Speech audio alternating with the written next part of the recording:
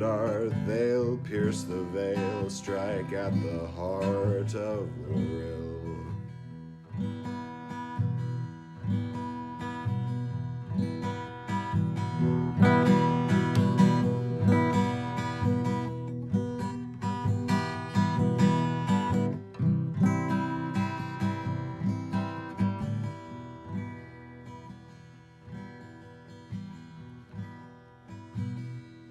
My forces, they do not know they are heard.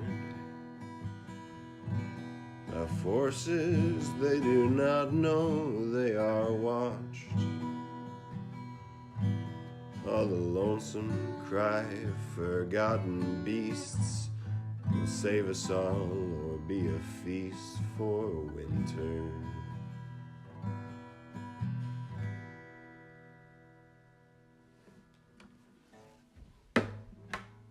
Okay. Yeah, that's a good starting place. Rough draft, Everybody's a Mimic theme song, Rhyme of the Frost Maiden. Take one.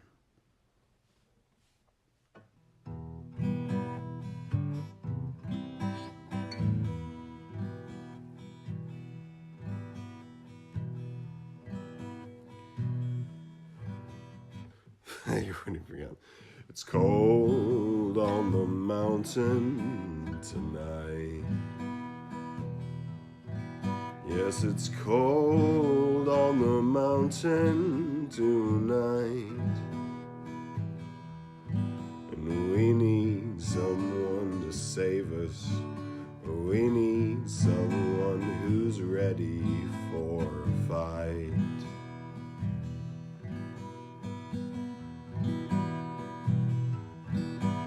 Onward through the blizzard they do ride.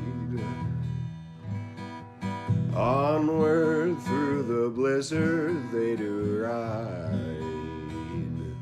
With bread and butter and faithful hounds beside.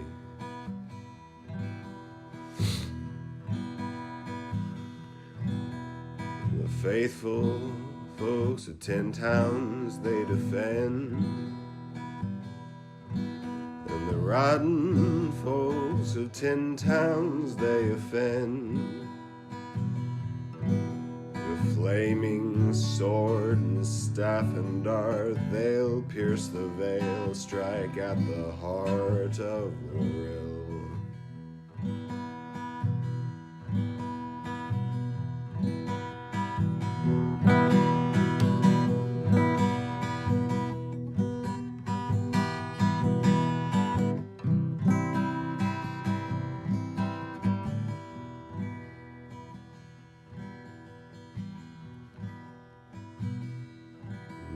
Forces, they do not know they are heard.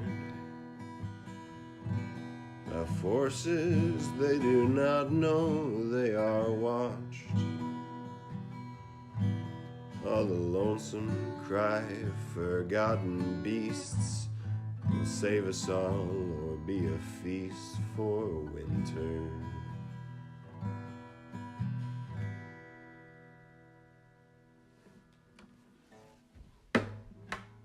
Okay. Yeah, that's a good starting place. Rough draft, Everybody's a Mimic theme song, Rhyme of the Frost Maiden. Take one.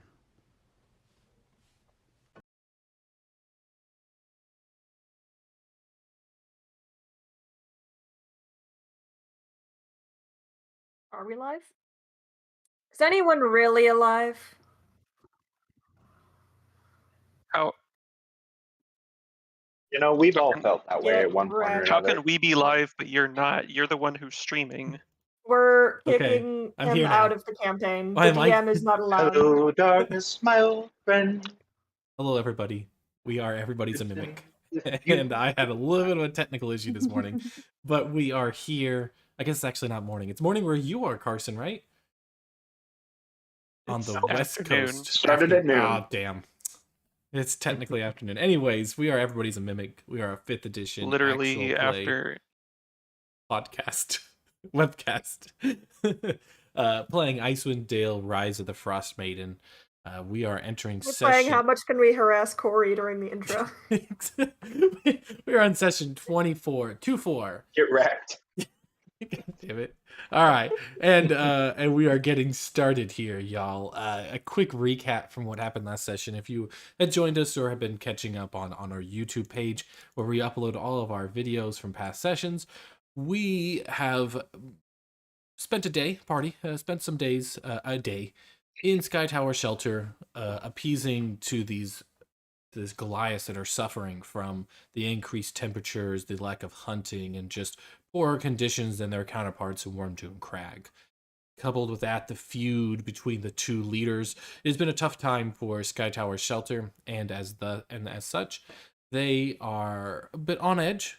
And as we have seen what transpired last time, some betrayals from the Goliaths, the stronger hoping to just take over the weak, take over their leadership, and drive these Goliaths on a new path towards an alliance with the Duergar. But our party intervened. Our party withstood the mental assault and did not turn their back on their party members. As Bitte, played by Carson. Sorry, I totally did not have any introductions today, did I? Maybe because some people were interrupting me. We were interrupting you, and now we don't get to talk at all. Now it's the Corey show. Welcome to 3 hours. Who cares about us? We're gonna have a Broken summit players. We're gonna have the summit between the leaders, and I will just talk to myself for 3 Yes. hours. Anyways, we'll do a recap. We'll introduce ourselves. So continuing on, Bitte was able to stood his ground against Gaman and his Duergar allies, defeating them and driving off the Duergar.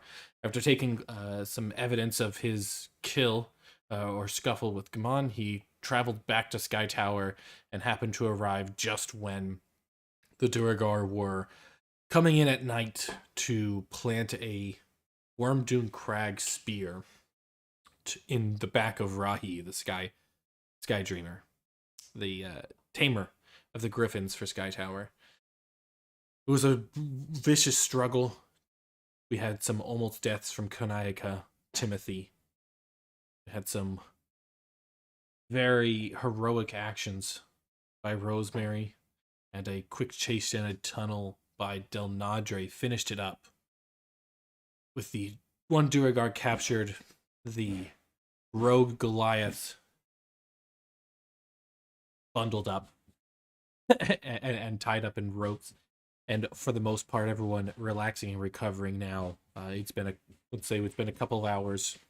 Players have sat down, put their backs to the wall, gotten a breather, as many of the Goliaths now wake up to a new world-shattering situation. Anyways, for introductions, my name is Corey. I am your Dungeon Master. We are joined by Ray, who plays Rosemary Bone Crusher, half-orc druid. and also a halfling. And also, I have a ghost of a halfling who also lives in me, and her name is Bree Tea Leaf, and she is very tired. We're both very tired. Everyone in Rosemary is tired. What did Rosemary's day? You know what we haven't seen in a while? We haven't seen any animals coming out of your hat.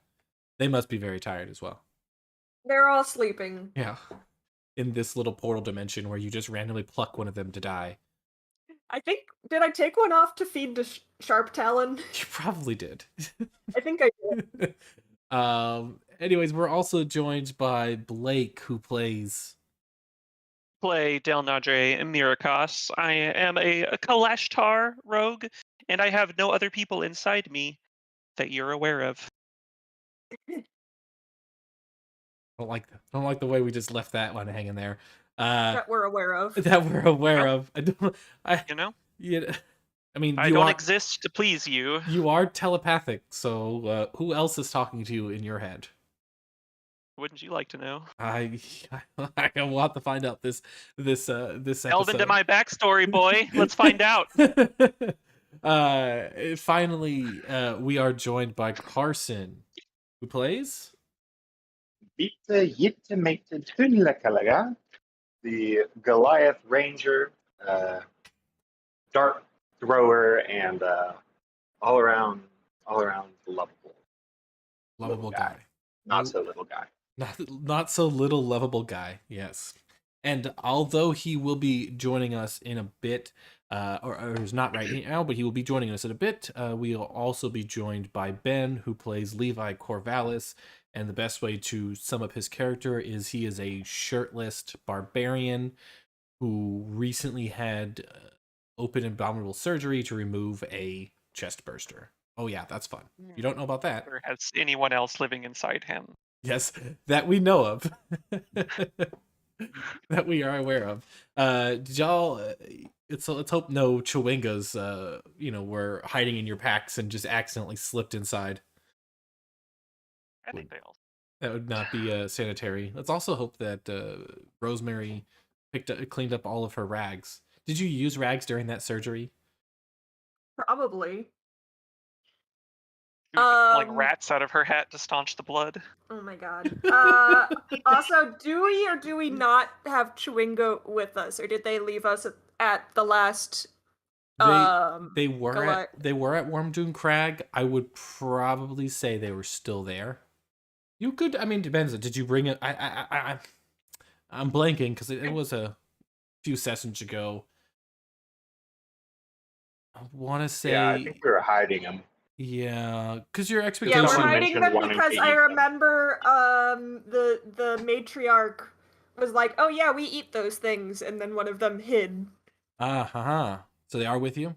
So very good. I think so. Very good opportunity there. Well, yeah, it makes sense as well though, because you were not planning on going back to Wormwood Crag. Now that I think about it, you are planning on continuing on after Sky Tower onto this mysterious village that Bitte has said will provide some. Was going to provide a nice and safe environment to hopefully remove Levi of his stomach bug. But it's still significant that we go there because I'm sure Bitte would love to see them again. Bet you just forgot to mention the state-of-the-art surgical facility where they train med students. We didn't know he was gonna make it. They keep saying like, "Oh, it's kind of a wishy-washy timeline. We don't know." Yeah, it's true. It's true. We never knew when it was gonna come out. Always just at the most inopportune time. When your friend comes to you and asks you to do impromptu surgery and not tell anyone because it's a secret, and you're an impressionable young person who really wants to prove that they are skilled at medical knowledge, you do what you gotta do. You do what you gotta do. Love it. All right, so let's get this kicked off then. No, go on. Nothing. All right, so we're gonna kick this kick off here. It is now the morning after what just happened. You guys have had a couple of hours, but dawn is quickly approaching, and go on. Sorry, side note, before like the next morning, because Bitte like just got back and we haven't actually like gotten a reunion, so like Rosemary's just gonna see Bitte and just like walk up and just like wrap her arms around him real tight. Real tight. Real tight. Bitte, were you big hug? Did you make it down? I think you had just slid down when things kind of finished up there. So yeah, Rosemary just rushes across. Timothy, yeah, Timothy thinks that you're rushing at him to give him a hug, but you. Well, I think we said like the last thing I did last session was that I went up to Timothy and I used my last spell to just put a cure wounds on Timothy. And so I think I look up from Timothy, see Bitte, and I just like go around Timothy and just like almost like fall onto Bitte's chest and just like give big hug. Big hug. And go on, sorry. Are you okay? Yeah, we're good. Are you okay? I have some tales to tell. Yeah, We do too. There's good news and there's bad news. But the good news is everyone's alive. And also the chest burster's gone. What? Yeah, Would- we got a lot to catch up on. It sounds like I am very tired. Yeah. I just, yeah. Ambush, murder, sprinting on mountains, fighting, Shit. naps. Yeah, I Naps. think maybe naps. Naps, and we'll figure it out when the sun comes up. It is at this moment that Delnadre and the Duragar mine master that are sitting there, in, kind of trying to make his way back out of the tunnel. Delnadre, how are you bringing this guy as you walk towards Bitte and Rosemary? Well, so since he had reduced his size down to small, I basically just wrapped him up and mummified him in rope. Mm-hmm. And so I'm just kind of dragging him along behind me like a Christmas tree. Just dragging it along. All right. So, very rough little drag as you bring him closer and just plop him down on the ground. Look over, I'm like, Del, that is a person. I mean, He's a prisoner. bastard person, but he's a person. He's a prisoner. A different P word. Guys, hey, I captured one of them. It's this one here. Hell yeah. I don't think he speaks normal languages, but I can brain talk with him and it seems to work. So much fantasy racism happening in this moment. Speaking of, Beat is going to go over to him and start beating the shit out of him. Who? Why are you doing this to me? No, not Del.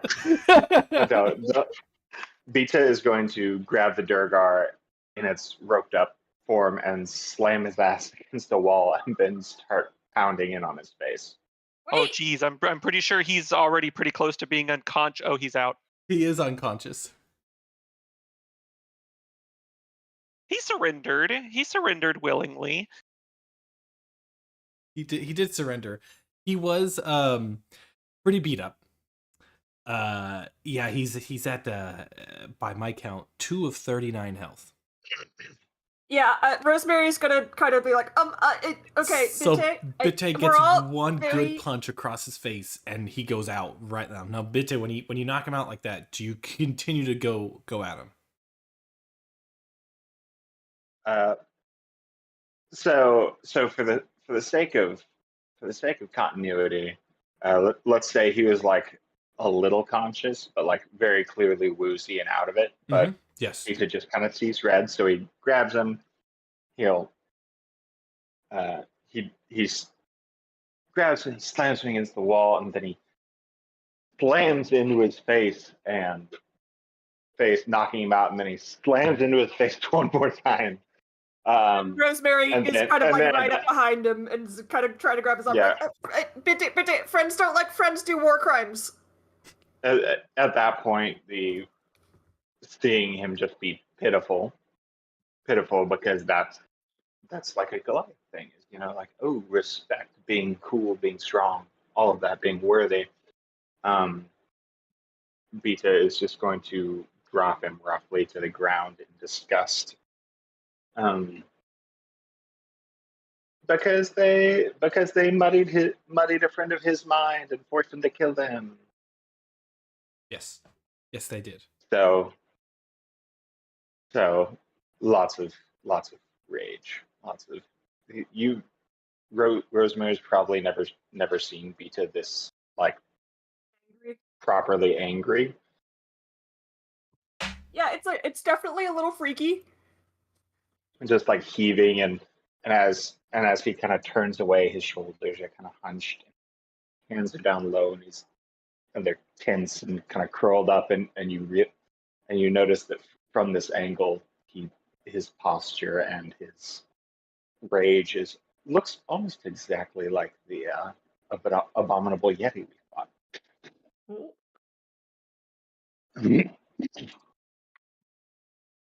Elle is just staring wide-eyed over at Rosemary, and Rosemary, in your head, you hear, "Oh shit! Is this a thing? Is this Does he do this?"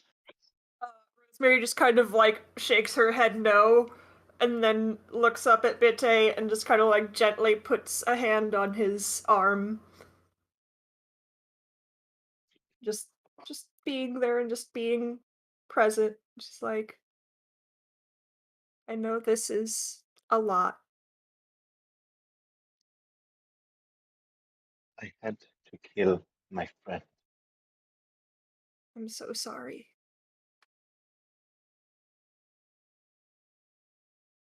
But killing this one isn't going to fix that.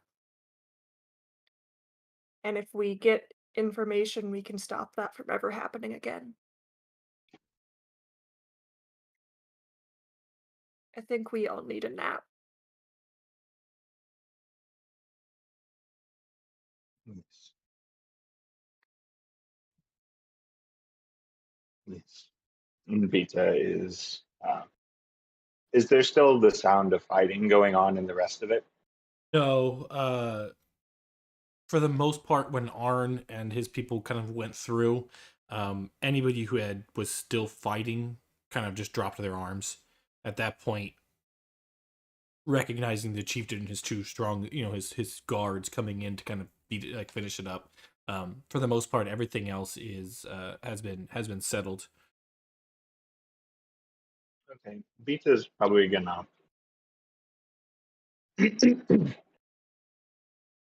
just kind of I need a minute outside. And he's gonna walk outside and just sit down on a snowbank and watch the wind sweep across the horizon Okay. for his short rest. Do you want to walk like across the bridge, like completely out of Sky Tower shelter, or just kind of out on like outside the gate? Probably just outside the gate. Okay. All right. Before he leaves, Rosemary's gonna druid craft some sort of white lily-like flower that Bitte would know from his time with Rosemary's family is like a sign in their culture of like mourning a lost friend. And she's just gonna give him the flower. He'll take it and he'll go and he'll probably just sit and dangle his feet off the edge of the bridge up to Sky Tower, holding the flower.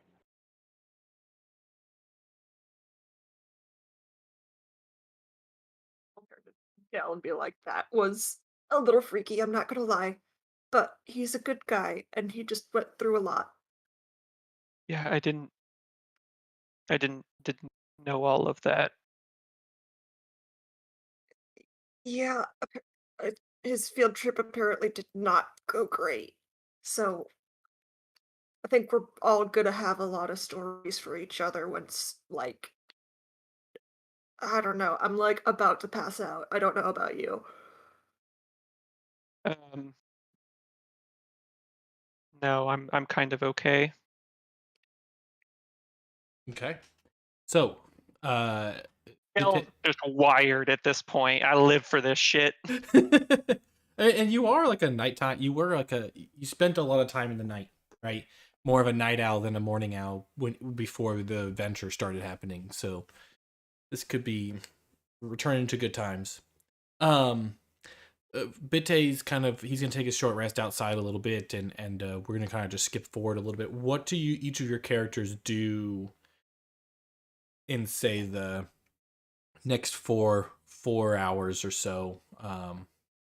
We'll say you have enough time for like we'll give you a short rest, even though it's not really a short rest, but we got 4 hours here.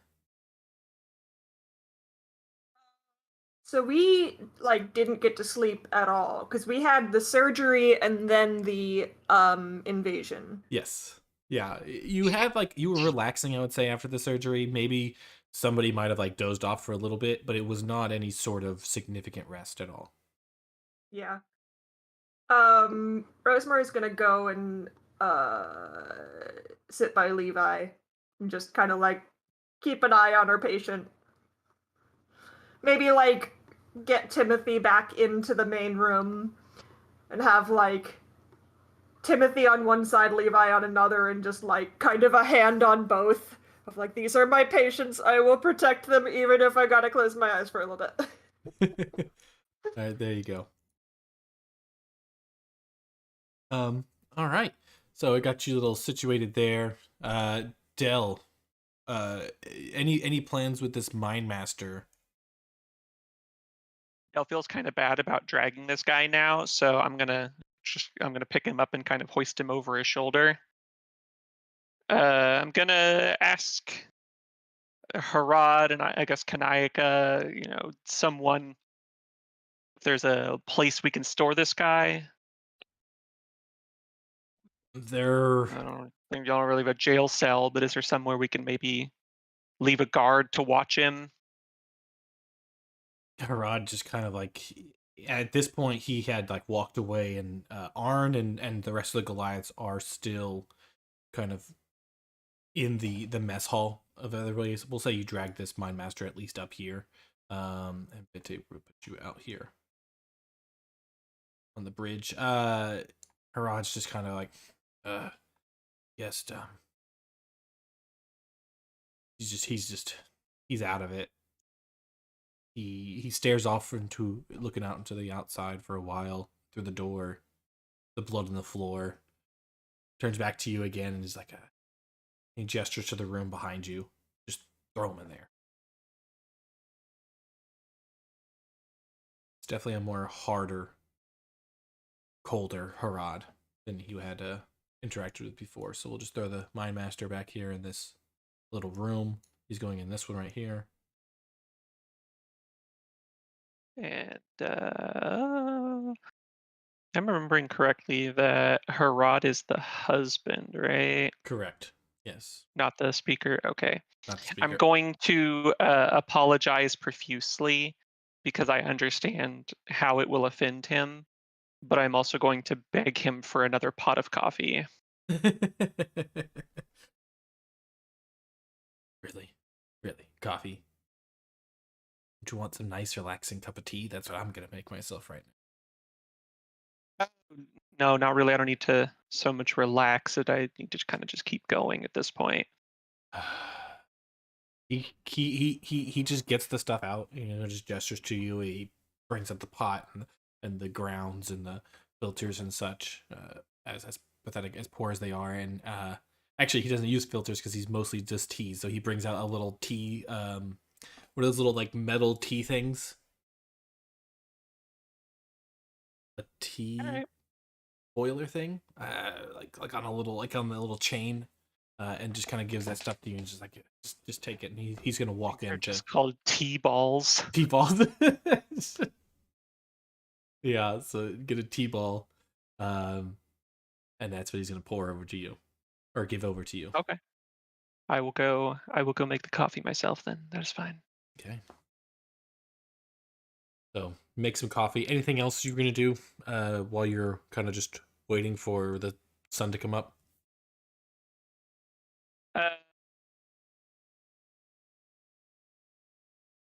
No, I think I'm gonna try to give everyone their own space a little bit at this point, but I'm gonna be sort of keeping an eye on Levi and Rosemary. Okay. All right. So as you're just sitting there sipping your coffee, keeping an eye on Levi and Rosemary, you hear this little kind of static come over your mental airwaves. Yes. Oh, great. Okay, good. Wait. No, turn it just a little bit more. Okay. All right. Okay, now hold it there. Arm out, stretched out. It kind of focuses a little bit less static, a little bit less noise until it kind of hits that crisp part and then misses it a little bit. Kind of goes past it. So now you have a little bit of static still. Not it down. Emergency protocols enable. Ask her this. If you can hear us, we are space-faring creatures. Ooh. We've crashed in the mountains. We seek the side crystal. Please come at once. We will give you space things. Ooh. Okay. Now hold it there. No. No.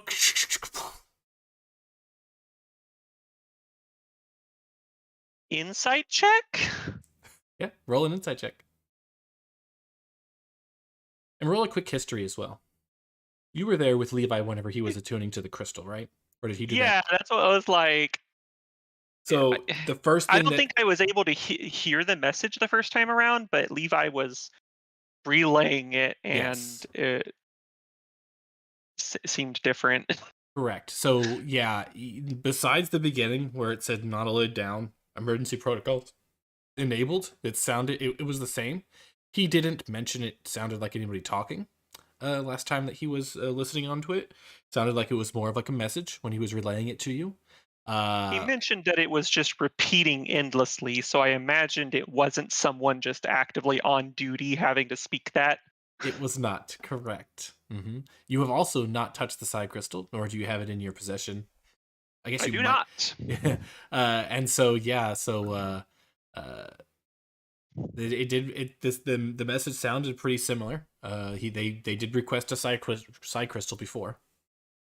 But you only kind of like got that for just a moment when you were sitting on coffee. It does not come back. I will mention that every time he made a comment, which was like, turn arm up or something, I was kind of unconsciously doing that. So at the end of it, I'm probably standing in like this really odd position, balanced on one foot. If somebody put and when I realize after the fact that it probably didn't actually affect anything, I feel a little silly. You could imagine yourself holding onto a metal coat hanger. Just arm up. Okay, yeah, perfect. Got it. Anyways, it's the morning now. Dawn is rising. Bitte, you've come back inside and rejoined the party.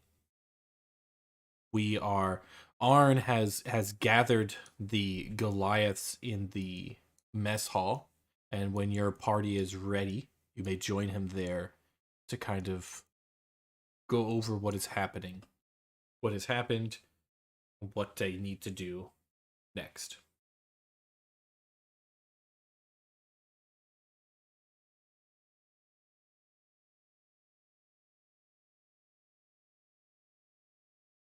Okay, So well, I Assuming spaced Levi out is like slightly. just still asleep. Can you say that last sentence again?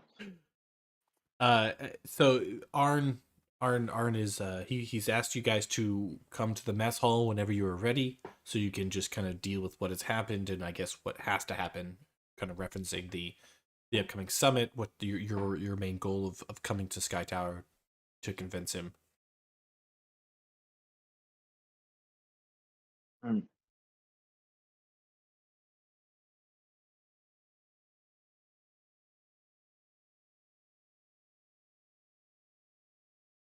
Before I head over there, I'm going to, I guess since we've decided this is a thing, I'm going to open up my coat and kind of tuck my head down inside a little bit to address the inside pocket where I'm keeping Chewinga 1.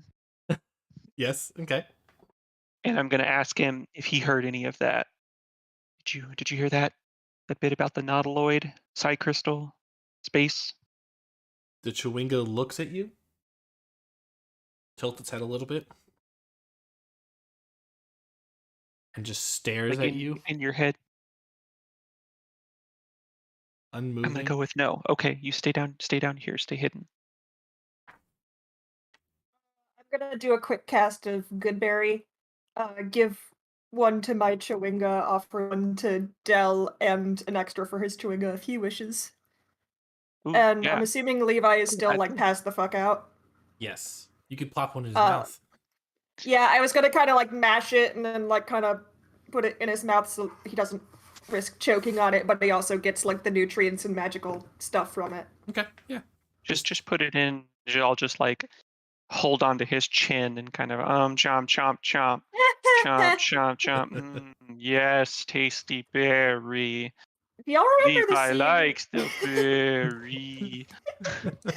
Rosemary is like, she feels like she should step in, but it's also just she's getting a laugh out of this. Do y'all remember that scene in like Honey, I Shrunk the Kids, where like that one girl's like trying to get the other guy to swallow a piece of a banana after he passes out? Oh yeah. It's like a very interesting scene that has stuck with me, and I'm kind of imagining that now. And while I'm helping Levi to masticate the berry, I'd like to slip a hand into his pouch and just touch the psi crystal. Okay. You hear immediately upon touching it, you just hear static come through your mental radio. Okay, break that. Leave that. No, thank you. It was very loud, and like Rosemary, you probably would have seen Del jump, like just mashing it, kind of like his hand just like steps to the side, and then he just jumps back. Maybe gives out a little yelp. How would Del react to that? It's like if you got into a car and somebody left the volume on max. Just like sudden flinch, maybe. Yeah. Yeah, more of a wince, and probably like I've been leaning down, kind of like on like one knee with Levi, and just sort of fall backwards onto like into a sitting position. Shit, are you okay? Are you hurt? Did you get hurt in the fight last night? Can I help? Actually, no. Somehow I'm completely untouched by that fight, but it just headache. It's just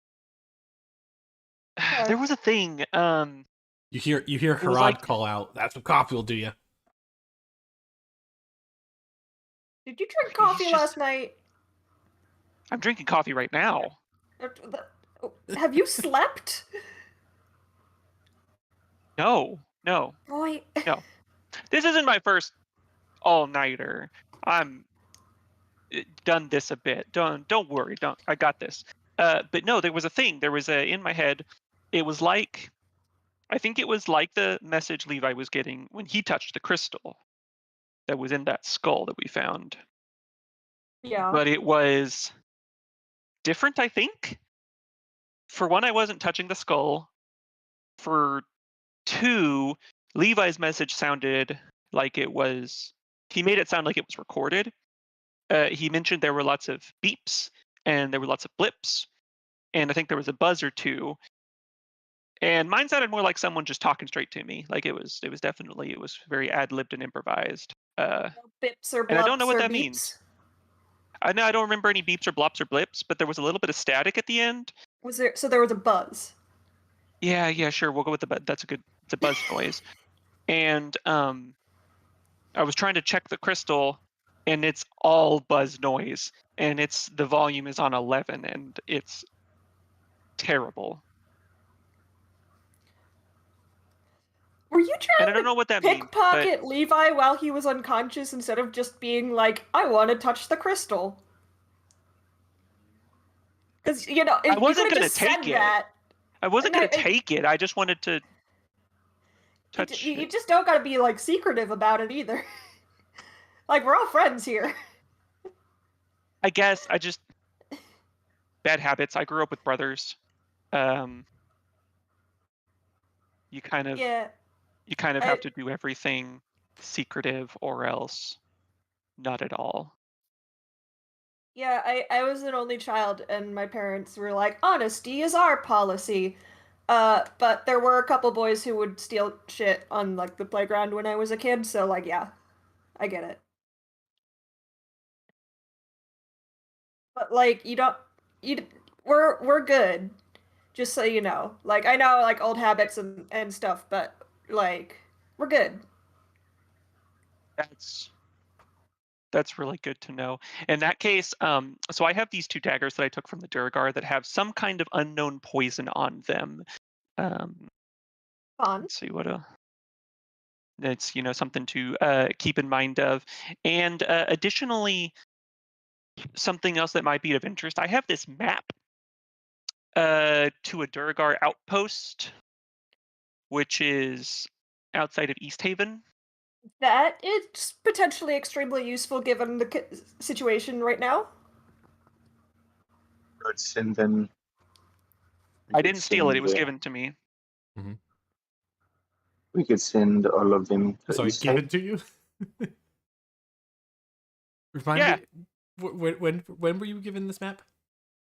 I do believe it was in the packet that I was given from whatever her name is. Last Okay. time I was in. Yes. Yeah. Yeah. So yes, the map. Oh yeah, East Haven was having some issues with Duragar, weren't they? A little bit. A little bit. Yeah, if the Goliaths are going to start marching on the Duragar, this would be an awesome asset for them to have. You're right, and I'm willing to share it. Thank you. Should have done this earlier. Kind of forgot. Yeah. It's okay. A lot has happened, to be fair. Do y'all make any attempts to how are y'all going to deal with the Storm Talon situation? Do you make any attempts to try to appease her to get rid of the Chardolin? To feel like that's probably search the best- area anymore outside of when Blake kind of passed back through it? That's probably best done for the Griffin Keeper. Yeah, The Griffin Keeper's still here, right? He is recovering from being stabbed and kicked off a cliff. Yeah. Makes sense. But that might be an issue for after the group meeting. Okay, so there's no rush to try to search more of Gamon's area, especially considering that you now know that he did actively betray the Goliaths. Bitte this is a good opportunity to relay, if you have not, the information you Look, got. I think Levi's coming too. Oh shit. Levi? Yeah. Says Kanayaka. And he walks out of the back of the cave sort of weakly. I assume, are we still in the cave? You are laying on the You're ground. you're like next to the, you were... Yeah, we're in the same room. Technically, I was like sleeping next to you, and we also just kind of fed you a good berry. Yes, Delnadre did just get finished masticating a good berry in your mouth. So there's like, your chin is just like stained with blue goo from the good berry, because I'm assuming they look like blueberries. And since we have already brought the Chewingas back into the conversation, the Chewinga is eating the good berry off of your lips. Kanayaka, however, is also... That's what woke him up, just a little claw on his lip. Rosemary wasn't paying attention, and the Chewinga took its chance.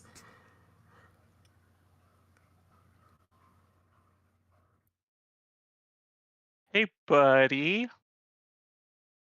How you feeling?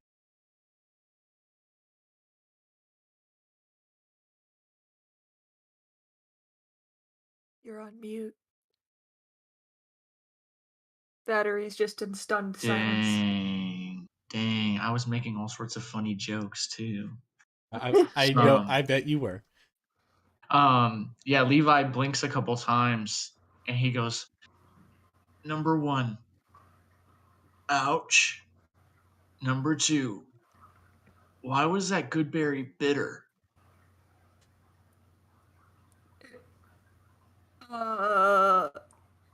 I mean, they're usually a little tart.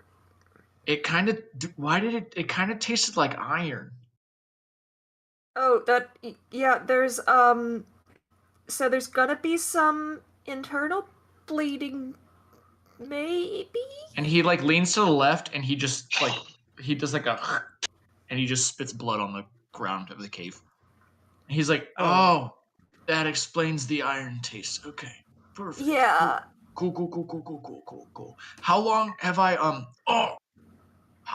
been out for? It's overnight. Yeah, I was We got expecting a attacked by little longer, Duragar in honestly. the night, but Yeah, there was an ambush. But you're okay. Everyone's okay. Well, But more or less.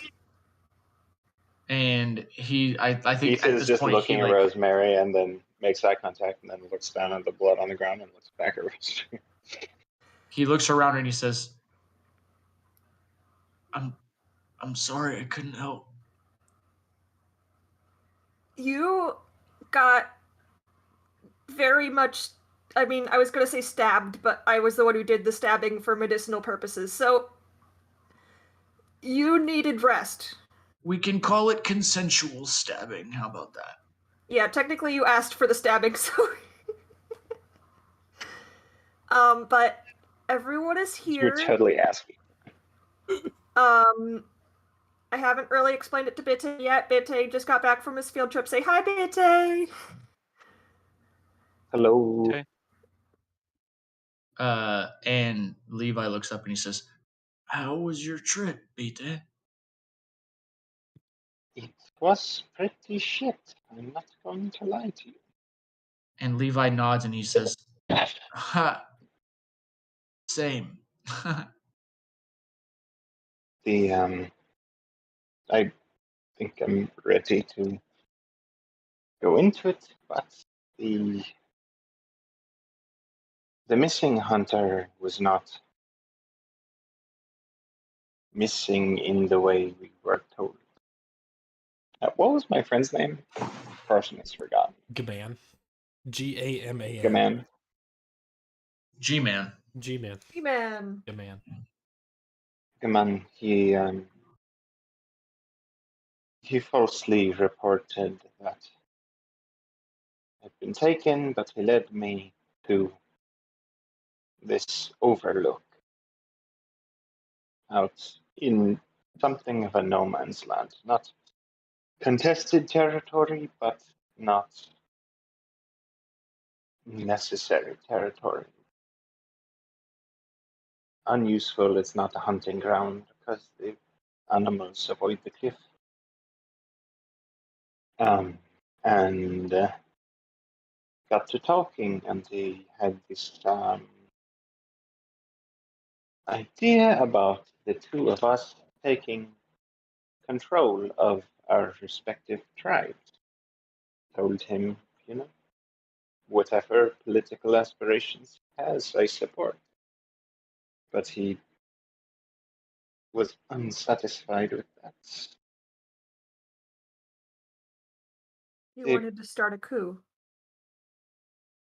Yes, the hunter was never taken. I assume Gaman made a similar offer to the hunter and threw him off when he did not agree. The Chardalin, this glass, and Bito will pull up the short sword that he took off of Gaman and draw it.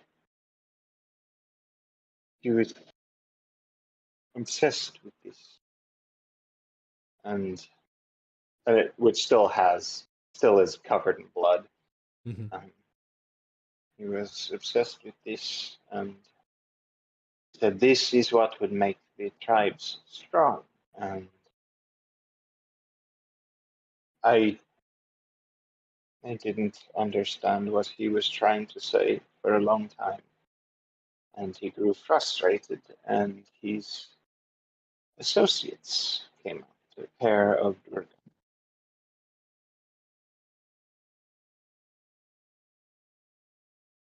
I knew at that point that it was not going to be a good experience, whatever happened next. And so we fought. It did not go well for a long time.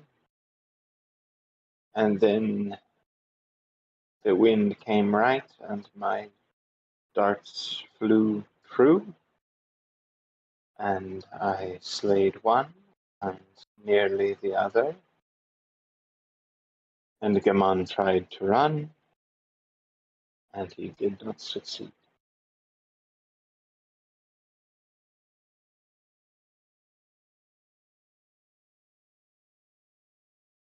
They wanted control of the tribes.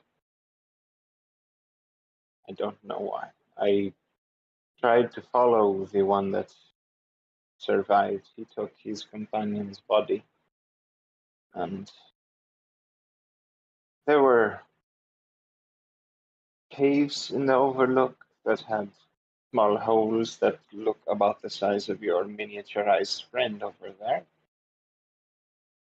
And when they took a rope down, and it looks like it disappeared onto another trail or cavern, I could not say. They made it away. I tried to get back here as soon as I could with the Durgar weapons and this Shardulin blade can be tool sheathed again.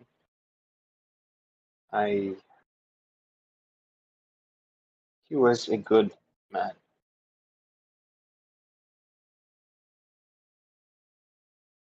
All of the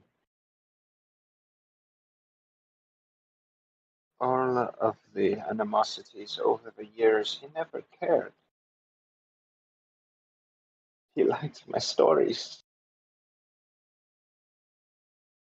He complained that guard duty would not enough excitement. Vasily, the friction. If we could both just admit that we were collectively fools and apologize for our own pieces, that we would not have conflicts we do. But our conversation, that it was all his old beliefs, but was made murderous.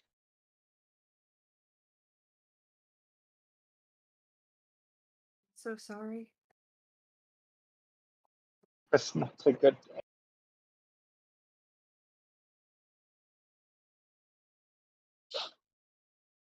It's not a good day.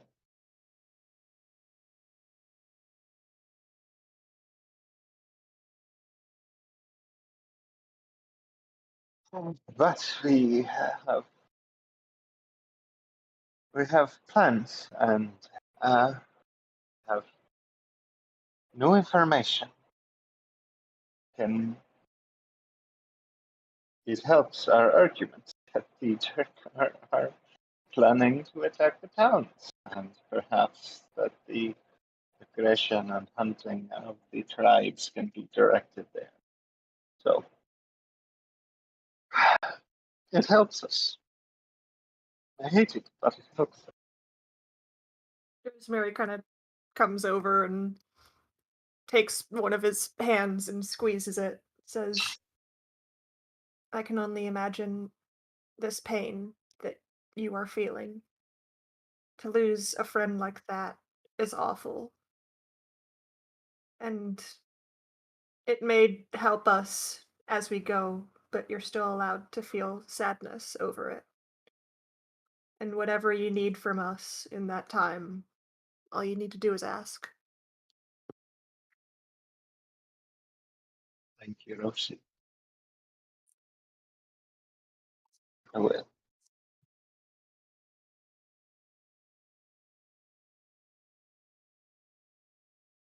Okay, have you touched the crystal, Shardolin?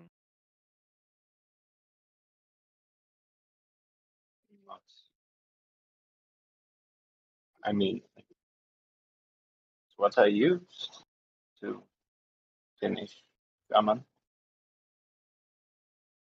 How do you? I mean, I haven't. I haven't had a lot of time to spend with it or examine it. I just used it. It has a leather wrapped handle. It's nothing fancy. And you mentioned that the blood was still on it, right? Yeah, Gammon's blood. So didn't clean it either.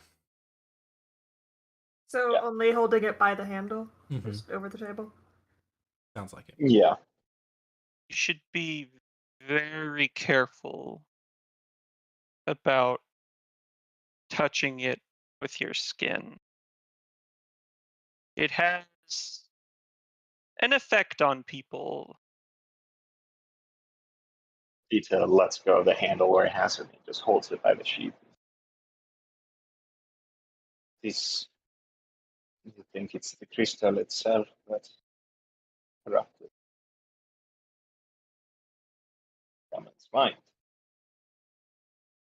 It might It be. actually leads into another concern.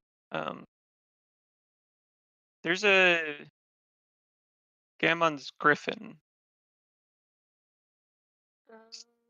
Got a There's- bit of an yeah. attachment to this stuff.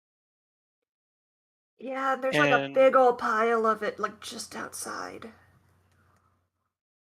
It definitely does something to you. It kind of captivates, and it's not good. Gammon was trying to show this off, but also would not let me come close to reaching for it. Oh yeah, no, it's definitely Sharp Talon does not want anyone to come near his pile.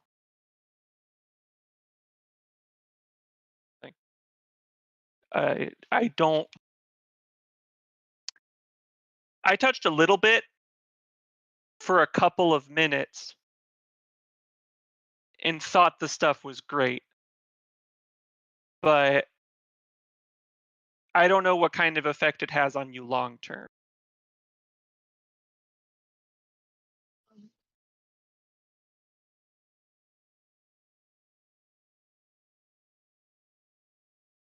Well, it's concerning and needs to be relayed.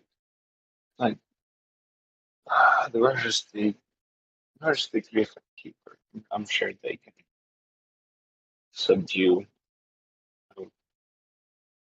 He had a bit of a rough time last night and might not quite be up to that, but We can at least tell him about it and like see what we can figure out in the meantime. Be like, hey, your griffin might have some problems. should be Levi opens a single eye and he says, "Did we cause the griffin's problems?" No, we didn't cause the griffin's problems. The griffin just has an entire bed made out of the stuff that makes your mind go crazy. Ah. Yeah, which is Cool, like cool, probably cool, not cool, cool, great. cool. Okay, is the griffin acting crazy? I mean, Yeah. it did let some Duragar like run right past it last night. Well, Like that's it's- not super cash money. Do we catch any of the Duergar by chance? Oh yeah, Del did. And he starts trying to stand up. Oh, nope. Okay, I mean, if you want to, I will provide support, but take it very easy. Yeah. We have things to do. Come on. Levi, could you roll me a quick constitution check as you're getting up? Absolutely, I can.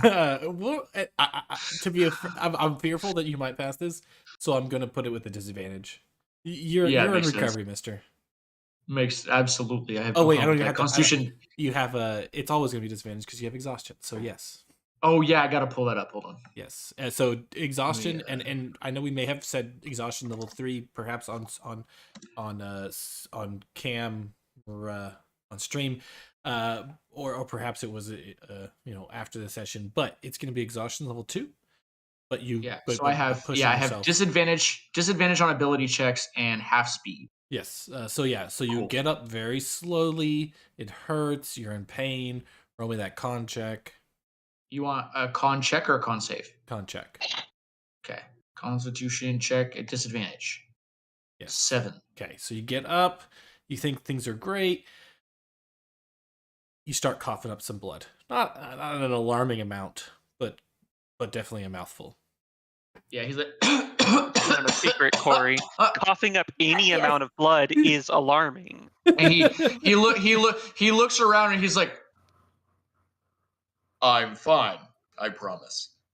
This is an alarming amount of blood to be coughing up, sir. It's more Rosemary than like zero. pulls out a rag and like hands it to him and is like, get it all out, get it out of the lungs. And he like, I think he like kind of shuffles to turn around without lifting his feet, and you just hear him start like coughing harder. Yep, okay. Deep breaths. As much as is possible. Yeah, and he when he feels like he's done, he turns around and he just gives everybody a thumbs up. I'm good. No. All right. Where to next, gang? Do we want to check in with the Griffin Keeper first, or should we go see the team meeting? I feel like we should probably go do the meeting. Yeah, I mean, you could probably bring up in the meeting that Griffin might have problems. You want to bring the Mind Master with you to the meeting, or leave him here? Sure, The I'll go get him. Durigar, not the Mind Master. I mean, he is a Mind Master. Well, he is he is both. Actually, rename him. People now. can be many things.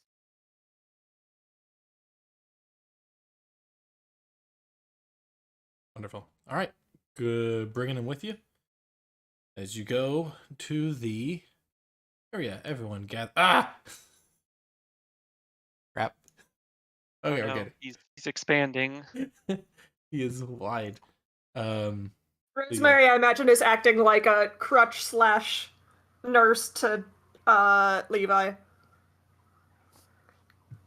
Yeah, I think he like is kind of reluctant at first, but after he takes a couple steps, he's like, you know what? Yeah. Probably. As you guys Gotta are make leaving, sure you heal up right. and you remove the Durigar from the room, Kanayaka just kind of like gets up. She's like, that's her room. It was her room that was being used as the prisoners' encampment. She kind of goes in there and plops down, exhaustion. Although to be fair, she did just come inside and lay down next to the corner and fall asleep there as well. Did you provide any healing to Kanayaka at all, Rosemary?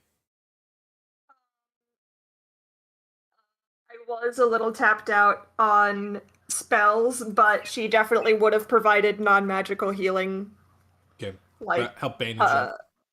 Yeah, bandaged up any remaining good berries that I might have had on my person from the day. Mm-hmm. Yeah, just throwing them at people. You get a good berry. You get a good berry. Yeah, any and all non-magical healing was offered to anyone who needed it. All right, well, let's move our characters down to the mess hall. Down to the mess hall. Nope, that's not the where mess that hall. goes. Where's the mess hall? Here's the mess hall? Oh, yeah, these fuckheads. All right. So, bundled up on the other side, and as you kind of get in, Arn takes the Durgar and just throws him against the wall over here. And Arn just had been talking with some of the Goliaths that were there. They're all eating and kind of making a meal. You do notice that the chef that had been cooking in the mess hall was there with is bundled up. One of the strong members is dead in the corner. 2 of the weak members are dead, and generally all of the weaker Goliaths have survived, or rather are not tied up. Did not go rogue. Yeah, didn't participate in the coup. Exactly. So you should have 4 strong members alive down there in the corner with Duragar and Arn just eating a bowl of stew. His head held over down. Is anyone not eating, like, other than the prisoners? For the most part, everyone's not really eating. They are just standing there sitting there, relaxing with their bowl in their hand, just quiet. I was just kind of wondering, because I know last time we were in here, there was, like, a hierarchy for, like, who got food first. Oh, yeah. And I was wondering if if they had still practiced that given everything that happened, or if just everyone was allowed to eat. Oh yeah, no. That is out the window. Mostly because the people who are there are the weaker of the people. And generally though, it wasn't. It's not what's happening. But nobody's really eating. They're still trying to process what happened. Makes sense. Okay. So Arn, as you guys kind of approach, just puts his bowl down and he gestures off to the side, asking you to come join him. As he just stands, just kind of like, let's put him right over here in this little nook right there. Yeah, Levi's just gonna sort of tap Rosemary on the shoulder, Mhm. and he's just gonna like nod towards the wall, saying that he's just gonna lean right against the wall where he currently is. She'll take a step and like let him guide via the wall, but be nearby just in case. Yeah. Yeah, he's gonna just move his way a little closer to Arn and just sort of nod in his general direction, but lean against the wall nice and slow Mm-hmm. as he makes his way a little closer. All right. So you all walk up, and Arn just kind of looks and he's like,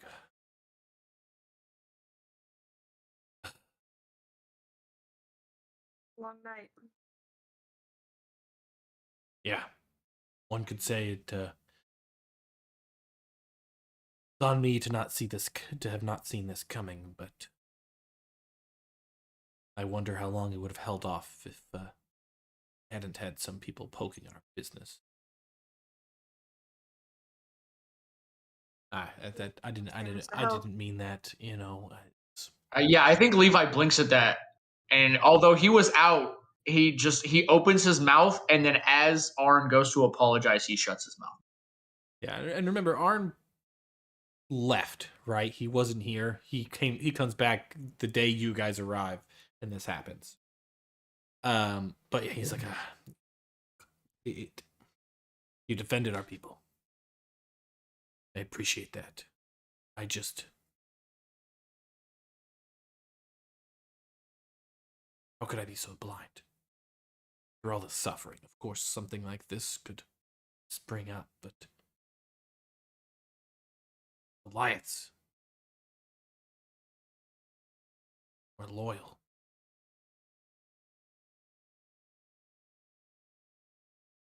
Not loyal. All I want to do right now is just... He kind of looks off over to the Duragar. Just squeeze until it bursts. Use his blood to mark this day on our hall of memories. I understand the sentiment. I am gonna repeat friends don't let friends do war crimes. I know we're not really friends yet, but hopefully we will be someday, maybe.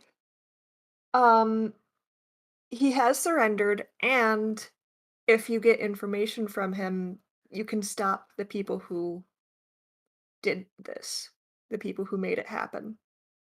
We There is made a it greater happen. enemy.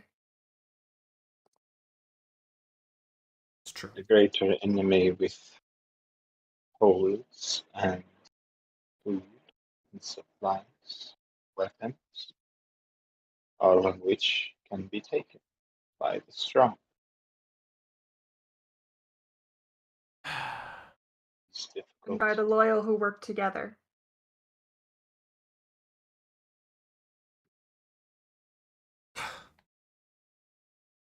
When is Ogalai supposed to be here? Should give you a couple of days, a week. Should be Understood. another day. Sorry, go ahead. Oh no, I was just clearing my throat. Yeah, over the table, what was the timeline on that? You've been there for, this is going on your second day. Mhm. There is, I think she gave us 3 days. correct, 3 days before they were set to arrive. Depending on how their travels are going, could be any time on that third day. But I'd say Bitte, maybe take a near the end of the third day. Probably didn't get up too early.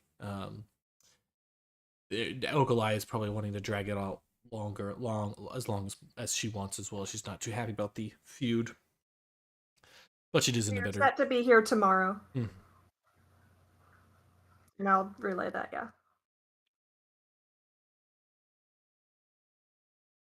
Well, we have to get rid of the dead, clean up. Can't let Ogalai know that this happened before the negotiations. Have you gotten anything out of the prisoner? Oh, Not not yet. He's been mostly unconscious. Wake him up then. We'll talk. I hope one of y'all knows Undercommon. Otherwise, this might be a difficult conversation. I can communicate. Huh. Well, he's They gonna. probably can too. What'd you say? So technically, Levi probably can too. Levi gives a thumbs up, and then and then he speaks in Orin's head, and he says, "Hello, I can do this." I'm sorry. What? You had Yeah. because of the psi crystal. Yeah. All right. So, turning Ita on. goes over to the Durgar and pulls out like a teeny little bottle with some herbs and some clear liquid in it, shakes it, and then holds it under his nose like a very aggressive smelling salt.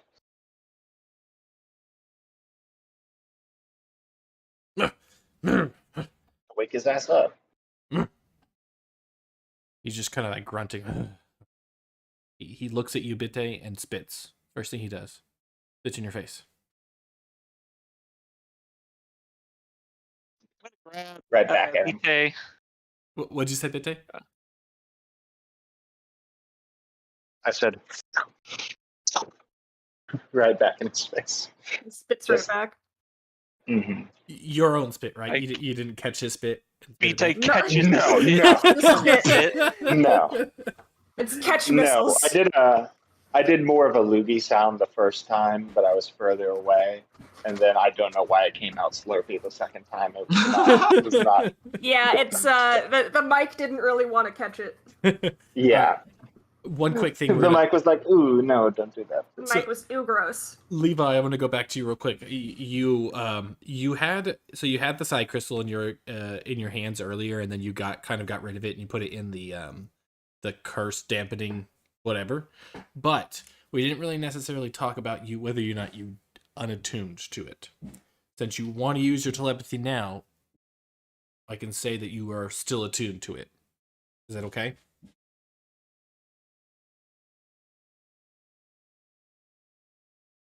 Wait, hold on. Sorry, you broke up for me. Repeat. So when the psi crystal that you had Mhm. beforehand, remember you put it into the cloth after outside? Yes. Okay. So did you mean to unattune to the psi crystal then, or just put it in the cloth? No, just I've attuned to it. I still have it on my person. Gotcha. But he's with it now. The whole talking in people's heads, that's cool. Okay, gotcha. So That's cool. upon And there's definitely no freaky weird downside to it at all. Yeah, so we'll bring this back into the forefront. So yeah, if you had been able to keep it under wraps up to this point, it comes back in full force. The message kind of just static goes Nautiloid down. Emergency protocols enabled. Crew safe. Vessel imperiled. Psi crystal needed. Come at once. This is in my head, right? Yes. Yeah. Levi pockets that info for later. And I need to double check. I'm pretty sure I have it on my sheet in my bio section, just to make sure. Bio. Here we go. Nautiloid down. Emergency protocols enable. Crew safe. Vessel imperiled. Psi crystal needed. Repeat. Psi crystal needed. Come at once. Got it. Okay. Sounds good. Yes, that works for me. Okay. So he's got that info and he has just spoken into Arn's head and he says, I can do this. And his lips did not move.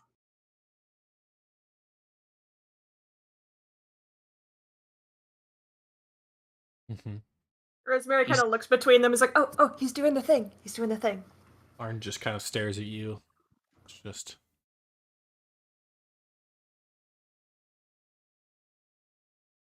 It couldn't just be normal, could you? Okay, let's get this over with. He's gonna kind of shout in Goliath, but you'd hear he's telling the other Goliath warriors to kind of take the prisoners into their sleeping quarters and set them off to the side, trying to hide them as far back into the cave as possible. So there's gonna kind of clear out, give you guys some room to interrogate the Duergar. So he is awake. He is there. We have 2 telepathy people to communicate with him. This person will slowly but surely drag off these guys to someplace else.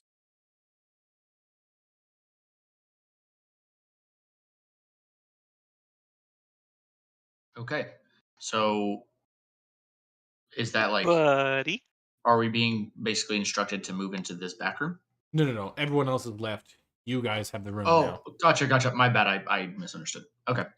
And Levi's gonna let Del start, but he's gonna keep a close eye because we still have morals to uphold. Okay. I tap my nose twice, I point at you, and then I begin my private conversation that Levi cannot hear.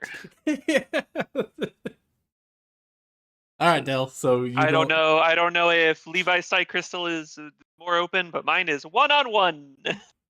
It just says telepathy, so it doesn't say it's like a area of effect telepathy. Yeah, the range for it is 30 feet for me because my intelligence is just 10. Yeah.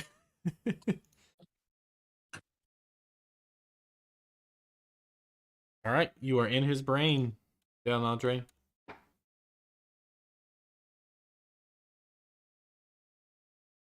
Hello. Would you like to share a name with me, your interrogator, at this moment? You've come to play my mind, have you? I don't think that is a very good idea.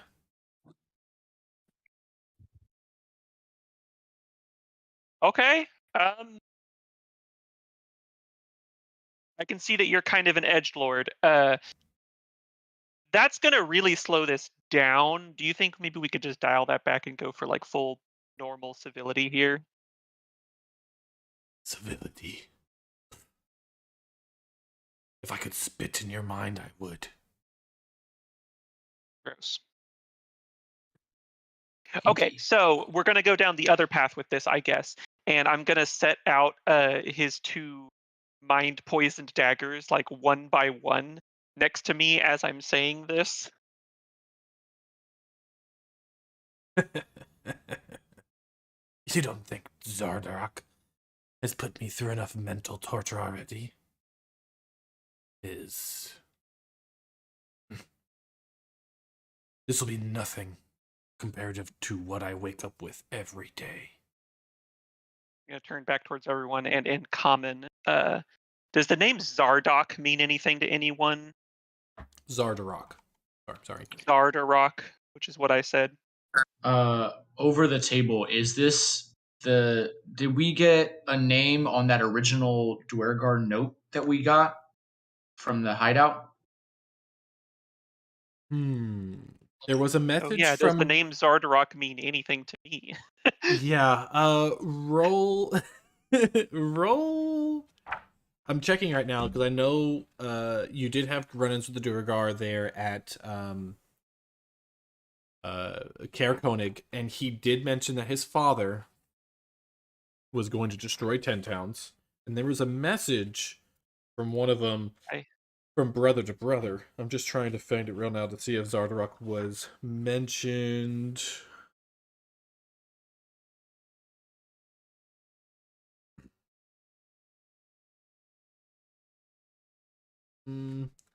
No, but roll me history, Delnadre.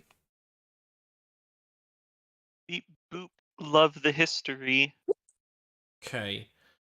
In your information gleaned regarding the East Haven Duragar outpost, Zardarok was mentioned as the quote-unquote leader. Or rather, a leader. And I probably don't say the thing I said. And yeah. Walk that back a little bit. well, yeah, let you. Okay. So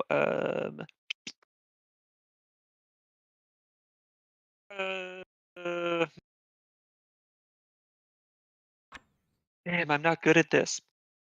I say me, Blake, because I'm not smart. Delnadre is probably great at this. At interrogation. Yeah, he would know what to ask. I'm an idiot, so I'm just kind of like, hey, why you gotta be mean? Just tell me the truth. All right. Well, let's take it a bit from a bigger picture here. What is your goal in this interrogation? Also, a question: could he or was this the question that he could potentially roll like charisma checks for it? Yes, you can definitely roll charisma checks here. Yeah.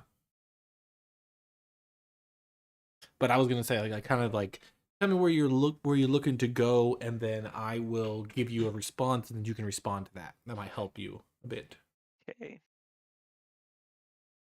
Gonna try to figure out. I'm gonna ask him about the Chardolin. What do you want with this stuff? Chardolin, it's a bit of dwarvish curiosity. Zardarok is it's obsessed with it. It is quite powerful, quite versatile of a metal. We've been collecting it all around for our own purposes.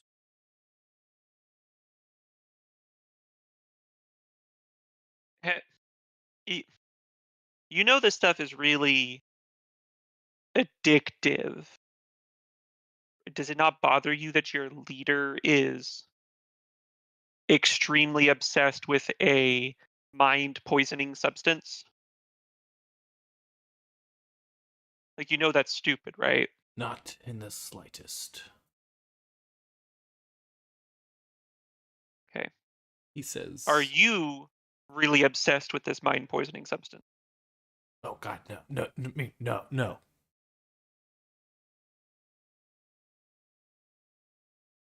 Level with you, my guy here. You don't really seem like you fit the bill of what I imagine for the sycophantic warriors that Bito is kind of describing here. What's your stake in this?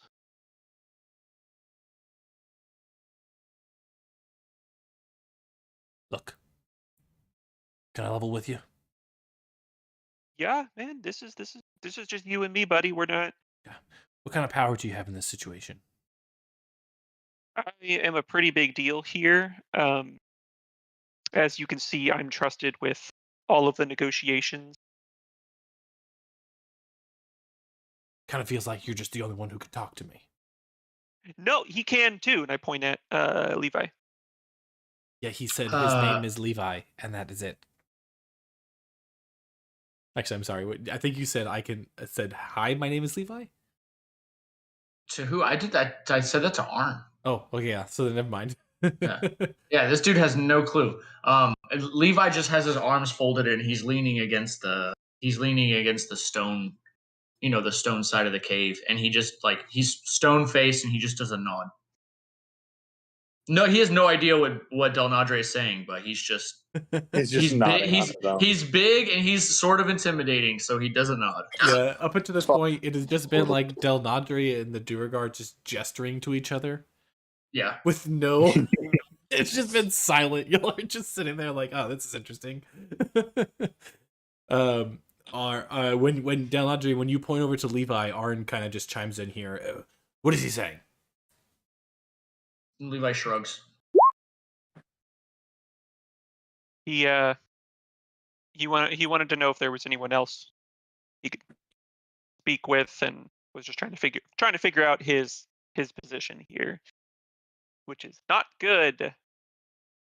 I say all out loud in common. Yeah, the Duergar is like, fine. Do you think you can get me out of here alive? I'll take prison. I think we can do imprisonment. Roll persuasion or deception. I'm going to say deception here because I actually don't know if that's a thing that where everyone's going to be okay with swinging, and I don't really care. Nice. Pretty good. Pretty good. The Duergar That's kind of like almost as low as it can be, but yeah. Rolling a 3 there with a +9. Still, he sours his brow when you kind of respond back, because it's a possibility, and he's just, you can see he's weighing the options here, and he kind of if you want something, you're going to have to make yourself valuable to us. You got to give me something to work with. I can make this work. You know what? I should have mentioned. I'm town speaker, not here, but in general, I can work some things. He asks you for your prove it.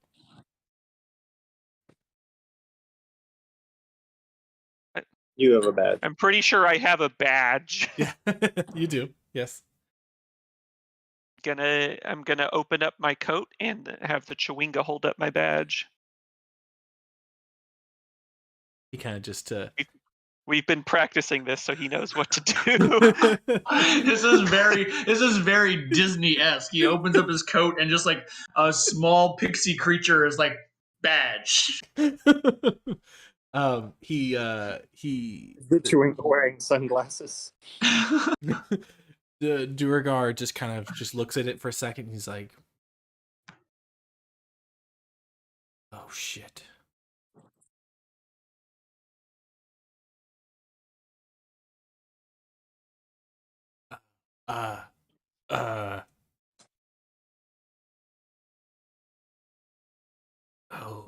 Okay. He struggles to find a word. He's like, hell, fuck it. Okay, let's do it. Because he's so in awe of my position. We've heard, we're guess at this point I might as well spill everything. Ideally, yes. This is how interrogations are supposed to go.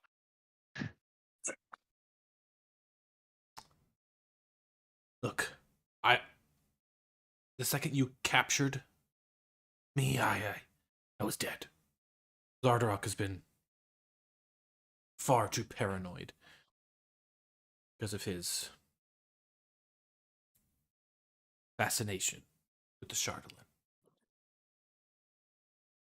If I say I wasn't quite truthful before, it has left many of the leaders wary. But he's just too powerful. And boy, when 10 Towns sees his creation. Is it a dragon? Is he building a dragon? What I don't know makes why you- that's a thing I keep thinking, What but makes you say that? there was something that was said at some point that really made me think someone was building a dragon, and I'm just going with it.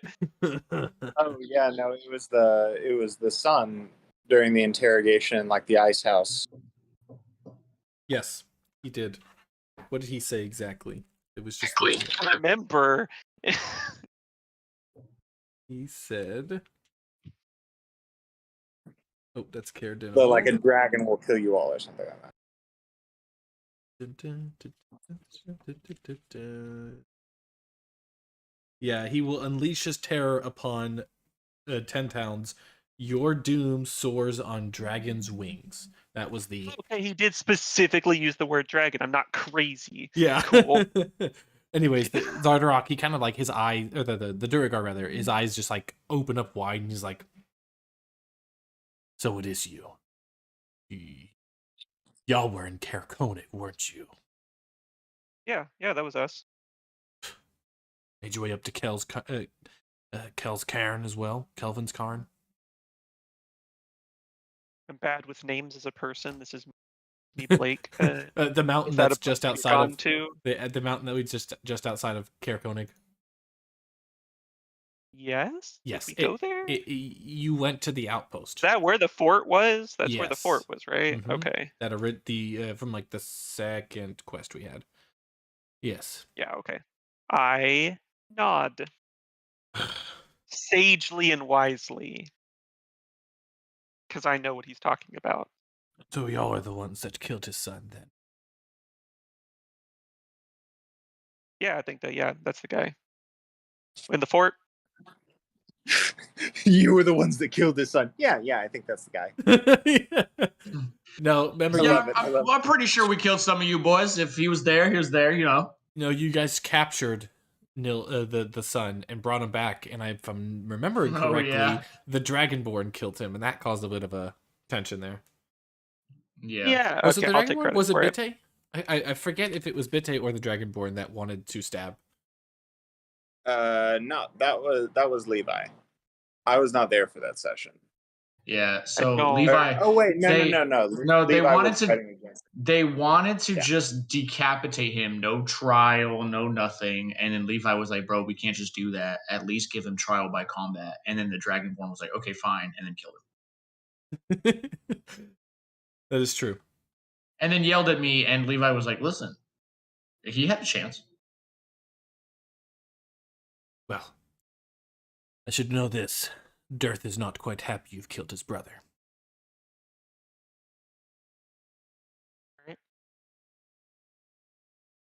Is this dude talking in the third person now? I think the other brother. No, he is not Hmm. Dirth. Okay, I was like, "Whoa, this dude's wild." Yeah. But it's not very long, not much longer before Zardarak unleashes his dragon. Where are they putting this thing together? Is it at the site outside of East Haven? That where you think we are? Do you think you could hide a dragon just outside of East Haven? You could hide a lot of stuff in like a cave. It's a bit bigger than a cave.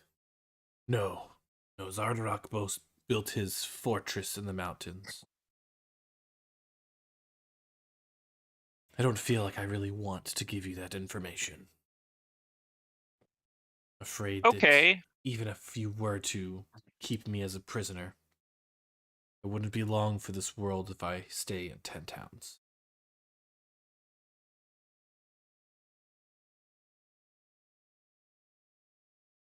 So now I'm not following. Is the attention here you want us to just think that we're gonna just let you go? Or you want us to, for some reason, keep you prisoner without you giving us any information? Yeah, the second one. Okay, cool. That's what I thought. That's not gonna fly. That's not gonna happen. Like I said before, I'm either going to die at your hands, or I'm going to die when I get back. I can give you all the information you want.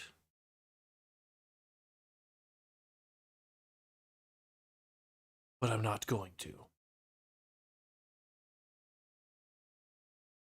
You're not giving us much incentive here to I'm want to sorry. take on the responsibility of keeping you alive, friend. I had a bit of a change of We can- heart when I found out who you were. Say,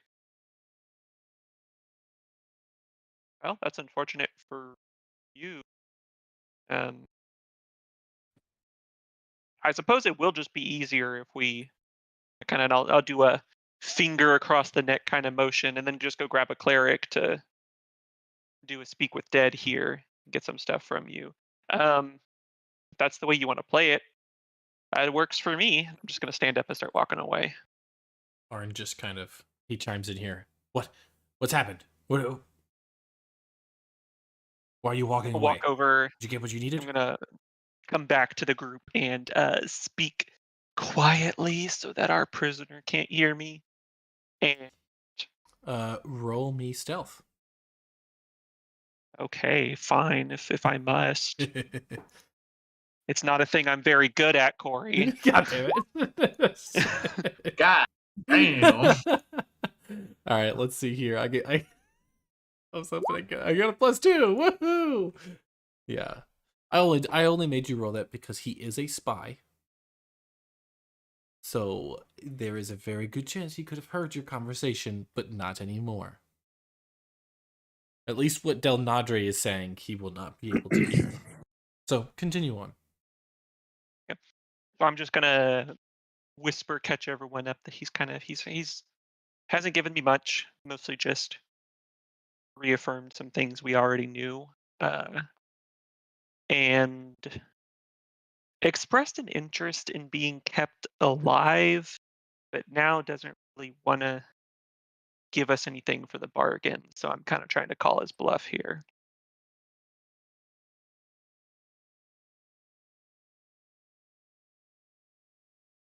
Just sort of trying to give him a minute to stew and see if he changes his mind. Why are we giving this guy rest? Why are we giving this guy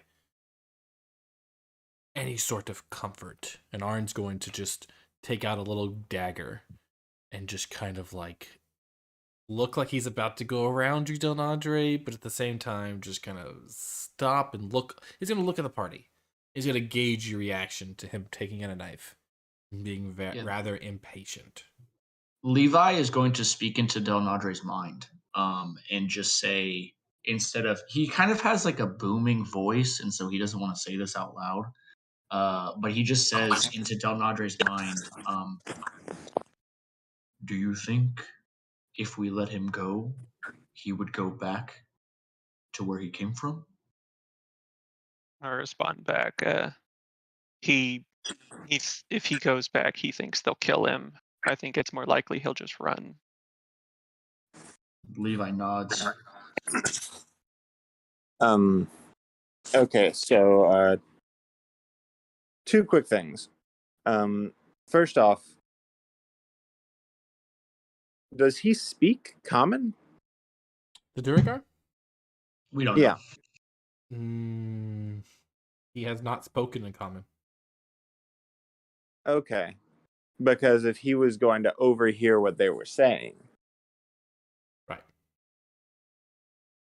Saying as a spy. And they were speaking common. Mm-hmm. Yes. Common. So can I do an insight check to see if Beta can see him trying to listen to what they're saying? Like do an inside check as you're like gazing Yeah, at when the Duragar. Dell was trying to speak low to Arn, if he looked like he was listening with interest, as though he could potentially understand. Mm-hmm. Yeah. Okie dokie. Hold Okay. that. Beta is unsure. He rolls lower than you. And he given as being a bilingual person, well, I guess everyone in D&D is bilingual, aren't we? Given that you've moved around many different languages in here in 10 towns and different cultures as well, you've kind of picked up on when people can and cannot truly understand. And from what you can from what you told, he looks like he's listening, but you don't seem to think he has any sort of comprehension of what he is listening. If- Okay. I don't know. I guess I struggle to imagine a spy that doesn't speak common.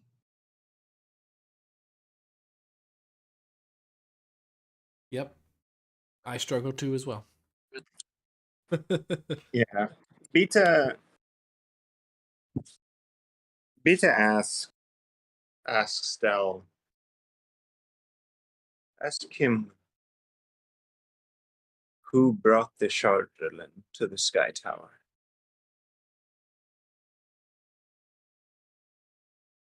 We'll turn back to make eye contact without going over. Mhm. And I'll say, last chance to try to make yourself useful, friend. Who brought the straddle into Sky Tower? Gamon did.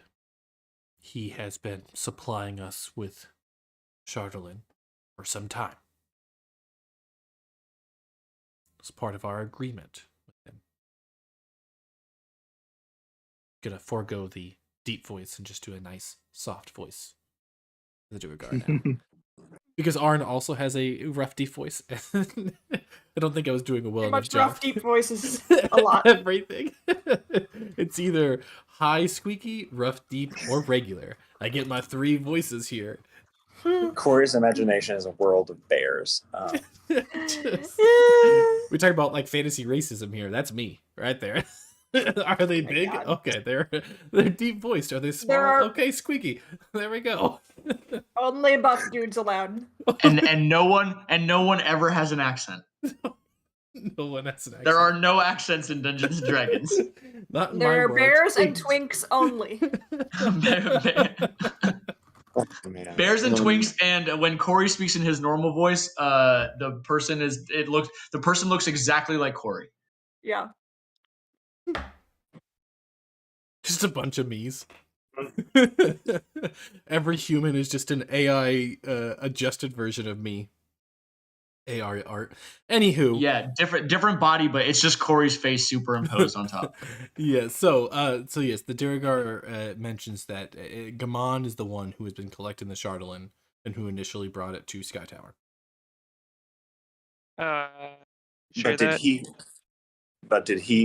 he find it, or did the Duergar introduce it to it? And where has he been mining it from, if he has? I ask the follow-up question. They did not introduce it. However, they did kind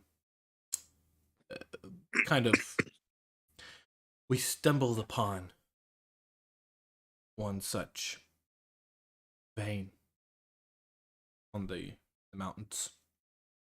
Gamon had such a big pack. We have struggled to find it here in the high mountains, but he and his griffin could get the bird's eye view. Had a rather easy time. And just over the table, get a better understanding. The Duergar would probably go into a bit of an explanation to explain that Charlatan is a non-natural but normal or common, not common. It's a natural occurrence through some magical means. Charlatan was created when, if you've ever read the book, The Crystal Shard, some magician basically just did some shit and put a big black tower of ice, or Charlatan. And since then, Icewind Dale it's popped up everywhere. Kind of just, it pops up on top. Like it grows almost like it's an ice crystal. You don't necessarily find it too often in underneath, but it can pretty much pop up anywhere. But here in the mountaintops, it kind of just pops up on top and then gets covered with snow. Okay, so it's like a foraged good, more or less. You still have to mine it. I mean, you still have to crack it and like get it, but it is, yeah, for the most part, just foraged rather than typical mining. Yeah, it's not in like veins underneath. Exactly. Okay. Yeah. Hmm.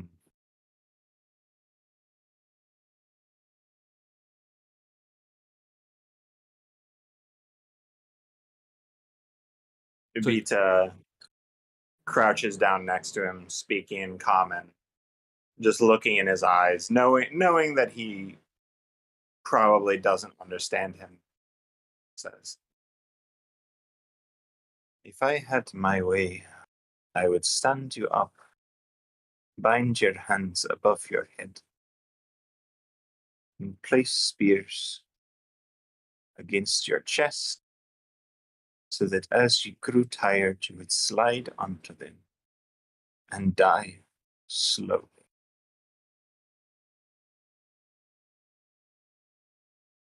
And then he stands and goes, "That is all the information I desired from him." And Beta will probably go back out into. He'll probably extricate himself from the whole affair of what comes next, and he just kind of gives like a single like kind of hard look to Arn, that he is having similar opinion and desire to what Arn demonstrated a moment ago. Yeah, Rosemary's had to kind of like excuse herself around the corner just because this was a lot, and also like she's like has a lot of feelings in a lot of different ways. But doesn't want to interfere with the interrogation going on. We need information. Rosemary recognizes that. Yeah, and like there was a lot of bloodshed last night, and it's just a lot. Bitte, when you were going to extricate yourself from the situation, did you want to perhaps go into the other room where all the rogue Goliaths were, or are you going to go back out and back towards the gate? I think he would more go actually to where Sharon Claw is. The griffin with the Chardolin will probably go and just watch them and their demeanor and their movements. And he'll probably just start talking to it about Gammon. Okay. All right. So back to Delnadre, Levi, Arn over here. Del, he's helpful in some areas. It's held off in others. You've gleaned that there is a dragon that Zardarok is building, creating. He has a fortress somewhere in the mountains, spine of the world, and he had an agreement with Gaman. Is there any other information you'd like to get out of him? I am going to relay, basically summarize all of that you just said. You've given us that there is a fort. Now look at it this way. If you tell us where that fort is, we can handle that problem. When we handle that problem, you don't have to worry about these guys coming to find you.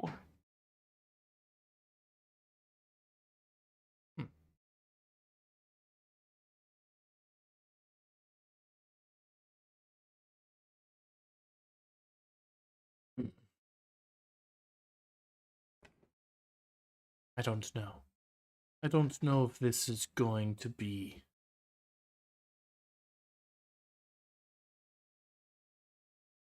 As much as I don't want Zardarok to come and kill me, there are still allies in the fortress. People you will kill unceremoniously because they stand in your way. Because they stand loyal to their paranoid leader. No, it is not for my leader that I refuse to tell you, but for my friends and allies.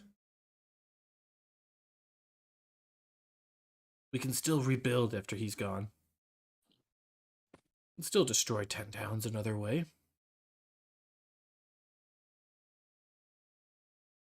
All right. Does Del relay that? Ooh, Del. That's a good question. Del, do you relay that this Duragar wants to destroy 10 towns irregardless of Zardarok's plans? Kinda do. Yeah, I think Levi, without moving, he sort of, I think he makes a sound to sort of get Dell's attention, and he taps the side of his head, and in the Durgar's mind, he says, "No one else can hear this conversation between you and I. So I will ask you, and I will ask you once, what is your fascination with the destruction of 10 towns? Is there no way that the Duergar people can find a way to live in peace with 10 towns? If perchance we worked together to eliminate your paranoid Peace. leader." Peace. You foolish. You foolish fair-skinned nincompoop. Peace? Do you know how my people are treated when your 10 towns residents even get a glimpse of us? We're the footprints in the snow, the invisible eyes. We see it all. We know how they feel. We know how they act against their own people. There's no peace here. There will be peace in Icewind Dale when the Duergar finally rule over the ice, and we can rise up from the depths. He nods and he says, "So you've seen the cruelty with which my kind can act, yes. But I'm offering you another way. We found another way." What is that? Oh, can y'all hear that? Yeah, Okay. That's the macaroons. Yes. the macaroons. Yes, my he, wife. yeah. There, yeah. I forgot about the macaroons. Stress relief. Yeah. He says we found another way. Prisoners. We got kobolds from the mine employment in a town that despised them. Things can change. Humans, of all creatures, are the most apt to change. What did you do with Zardarok's son? Told your friend here that fairly certain you killed him, but we never found him at the fortress. Answer And that. If he's alive, perhaps I will believe you. Levi nods and he says, "We brought him back to 10 Towns with us because we wanted information from him. When one of the speakers wanted to kill him in cold blood, I stood up to him and I told him I would not allow that.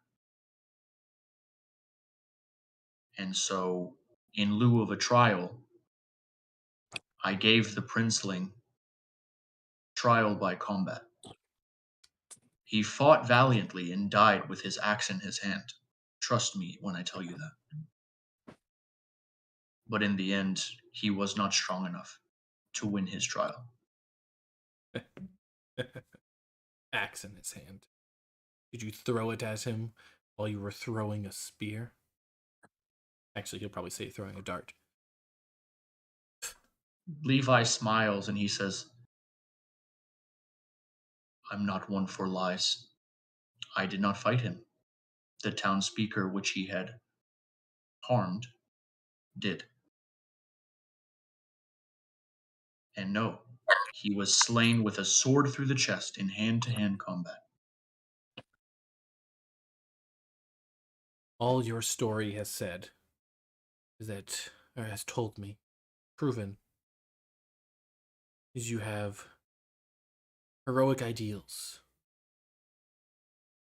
but yet the people of 10 Towns refuse to change.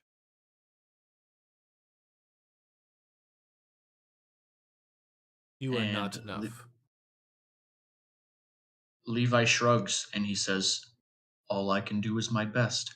My goal is to prevent bloodshed on your side and on ours. Because I will tell you this, if war is on the horizon, and it seems to be, and you have the intention of coming to 10 Towns to fight this war, whether they fight with you or without you, I guarantee you the Duergar will lose and they will no longer exist here. You have my word. Icewind Dale will be rid of Duergar kind forever if they come to 10 Towns. I swear that by the angels. Sorry, I'm just trying not to laugh. Like, That damn. was very good. But I do love how you flipped from 5 seconds ago saying you have a safe space. Like, peace can be found if he's willing to find it. But if war is all that's on his mind, war is what he's going to get. We will fight you with all the power of the North. The Duergar, whom, by the way, nobody has asked his name, so I'm going to continue to refer to him as the Duergar. Excuse you, that was literally the first thing I asked.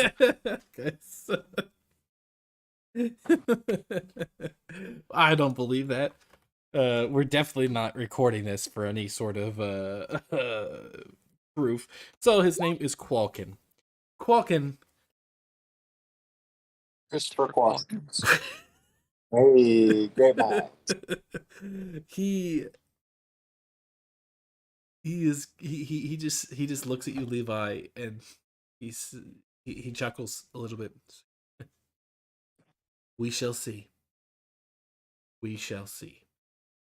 And for now, the Duergar, Qualkin, is going to shut up.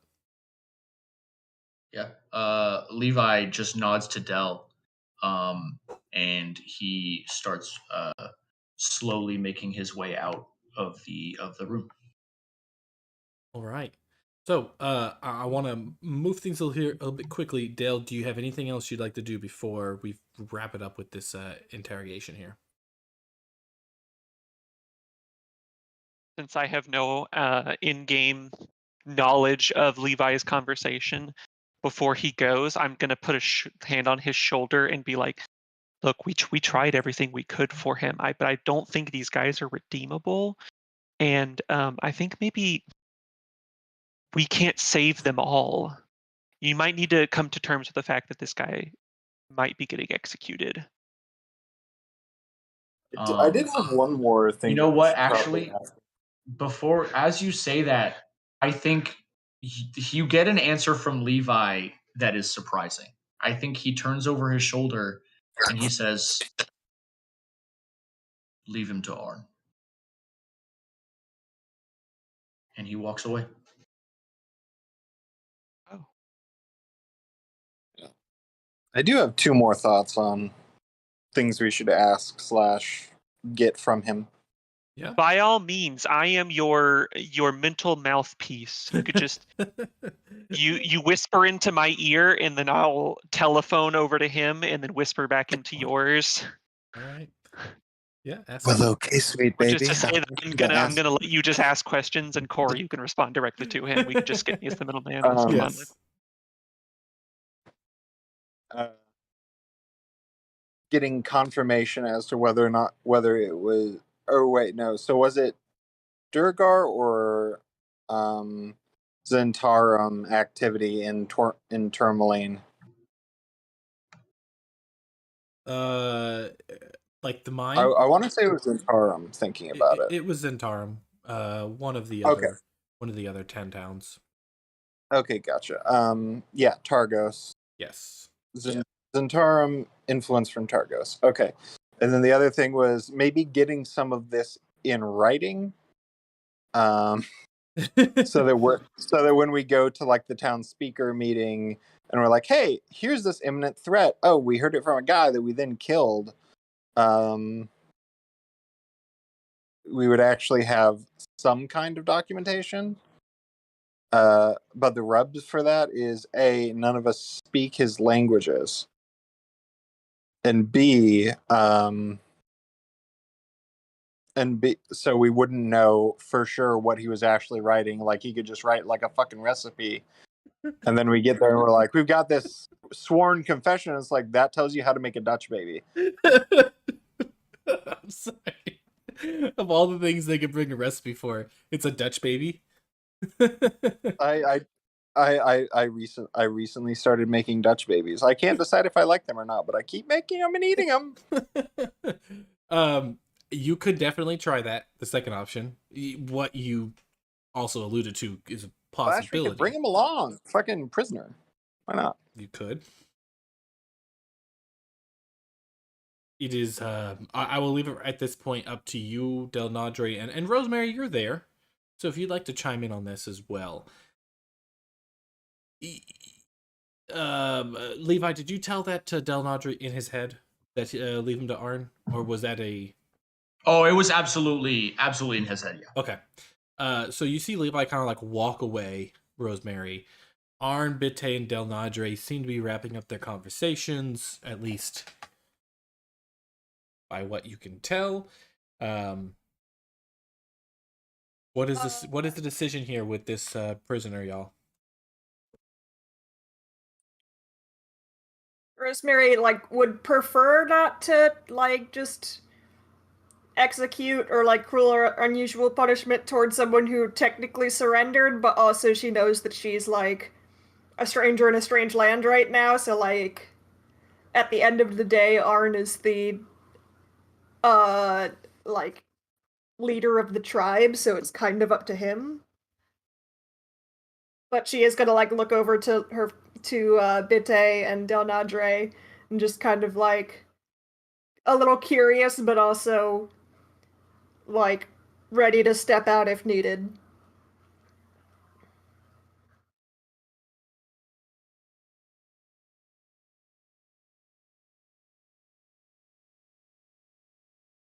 No, Bitte?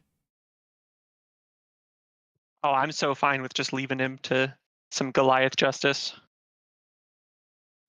Okay.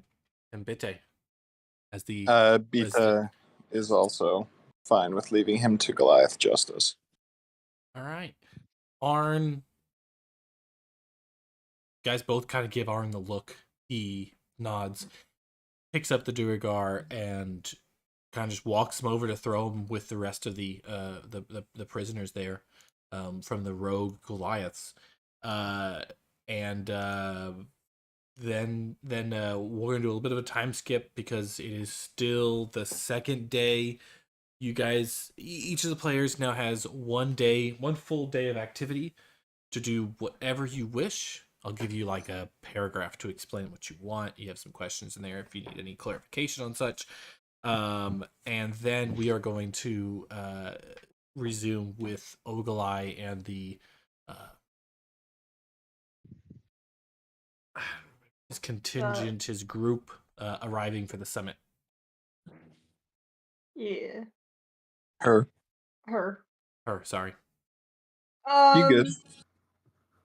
I was mostly double checking my facts. Yeah, her for sure. Oh, and remind me, what happened to that cloak of hers? I think I still we gave it have. to Arn. Yeah, did you give it to did her? we? Did you make? Did a I copy? actually give it to Arn, or I was like this? She offered this as potential collateral if you agree to meet, but he hadn't met with us yet, so I hadn't given it to him yet. Okay, so you still have it. Gotcha. I still have it. You did show it. I know there was some. There was some discussion when we were at the gate But then he had to sleep outside, and then we got in, and then he went out on his errand, and we didn't actually get to meet with him. So Exactly. I still have it. I wasn't sure if there was a copy that had been made, but yeah, for the most part, you still have the cape or cloak. Yeah. The white fur cloak. So the bodies of the people who died. Yes. They have been taken care of. Oh, okay. I was gonna offer to help with burying them if needed. If you were to make such an offer to the Goliaths there, they would appreciate the offer, but then also say that this is a Goliath matter. Okay. And actually, I'm gonna take a real quick 2-minute break, real quick, right here. So start thinking about what you want. I'll be right back.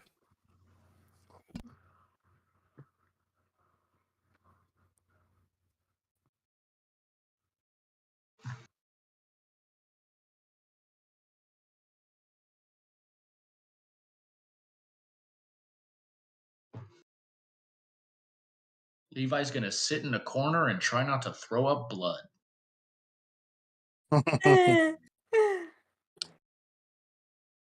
He is available for conferences and meetings. You gotta book some time on WebEx. Yep. Make sure you ping him on Microsoft Teams. I should probably go fill the cat fountain because it's been making noises at me all day. I hate when they do that. It's such an annoying noise too. It's like yeah, it just keeps like buzzing.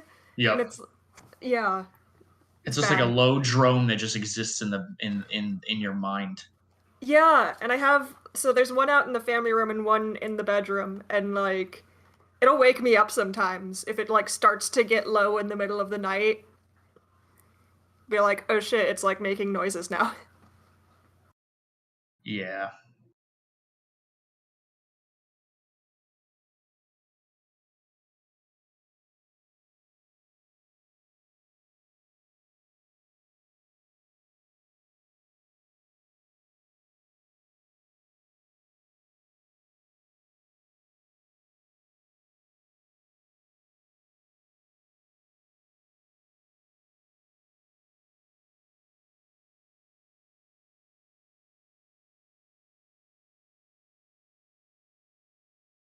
I am back. Did we lose anybody? I think Rachel might have just gone to fill up her cat fountain. Yeah, I still have my headphones on, but someone else can go first. To fill up her cat. Yeah. Just go open her mouth of the cat and just shove it underneath the sink. Yes. I have a cat water fountain, and we were just commiserating over when the water starts to get low, they start making a really annoying buzzing sound. Yes. But yeah, someone else go first. Okay. All right. So once again, you're kind of just talking about what your character is doing with the next 24 hours of your time there in Sky Tower's shelter. Ogilai is going to arrive to Sky Tower about midday, and the summit will be set up for sundown just outside of Sky Tower. I can go first. Okay. Levi finds the most comfortable spot to sleep. And try to avoid coughing up the red. Yeah, you probably need a lot of rest. That is entirely his plan. Do you attempt to eat at all? Or are you... I think his stomach is so ouch that he's just like not hungry at all. And the idea of eating is just not it right now. Yeah, I did give him a good berry, and I'll offer him another one just like for sustenance purposes. Yeah, I think he would accept that, but like the idea of eating like a meat stew or even just the broth of it is just not appetizing to him at all. All right. Levi, rest and recovery. Roll me a Constitution saving throw. All right, let's have a gander. Do I still have disadvantage, or am I good? Yes, you do. You have disadvantage on everything. I guess it says on ability checks. I guess so. It's a saving throw. So then, no, you do not have a disadvantage. That's a good thing.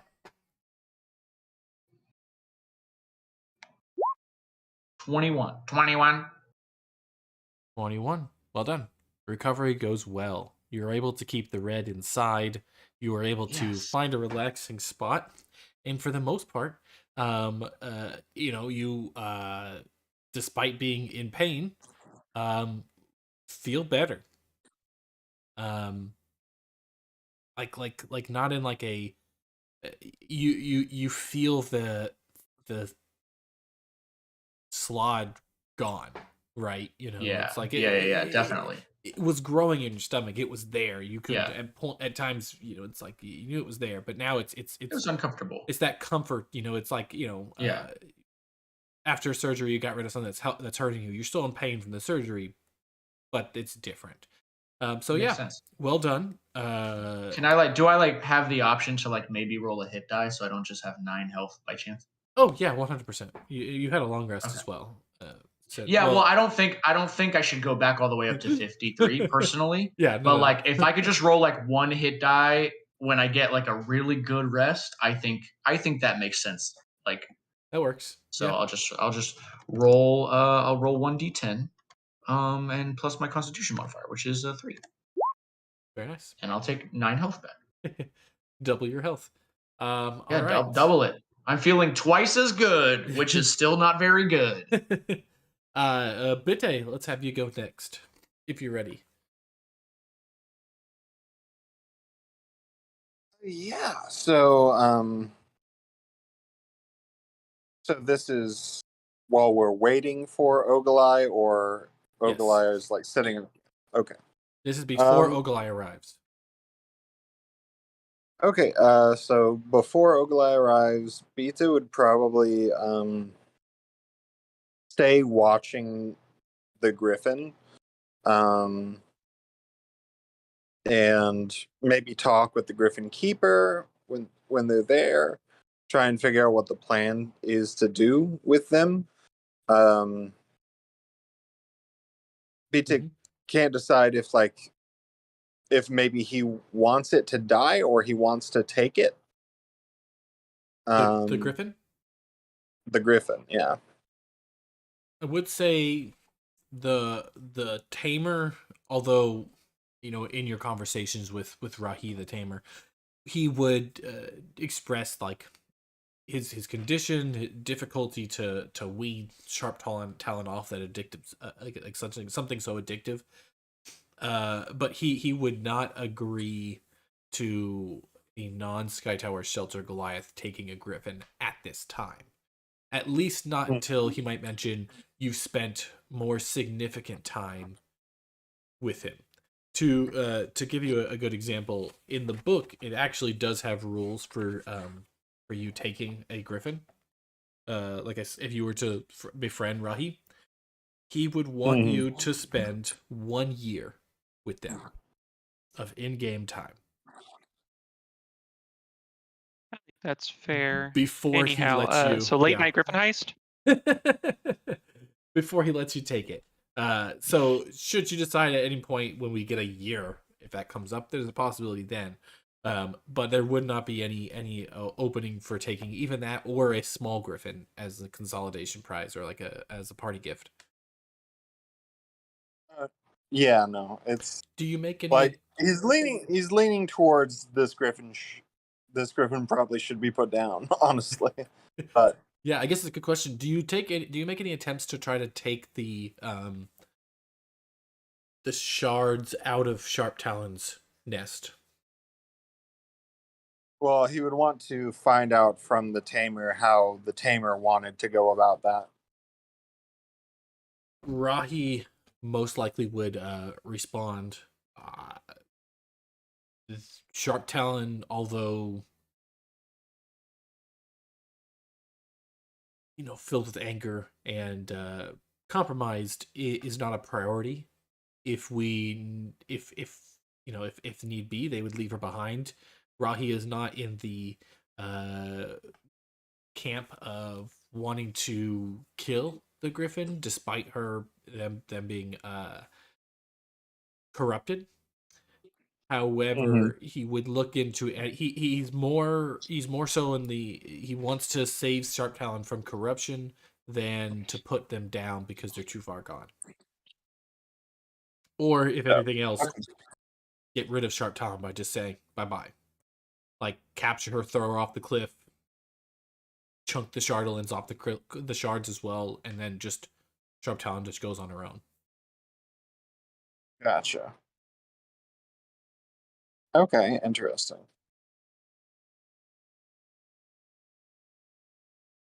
That's his general. Now, and a lot of it also comes to the fact that he is not in his best condition.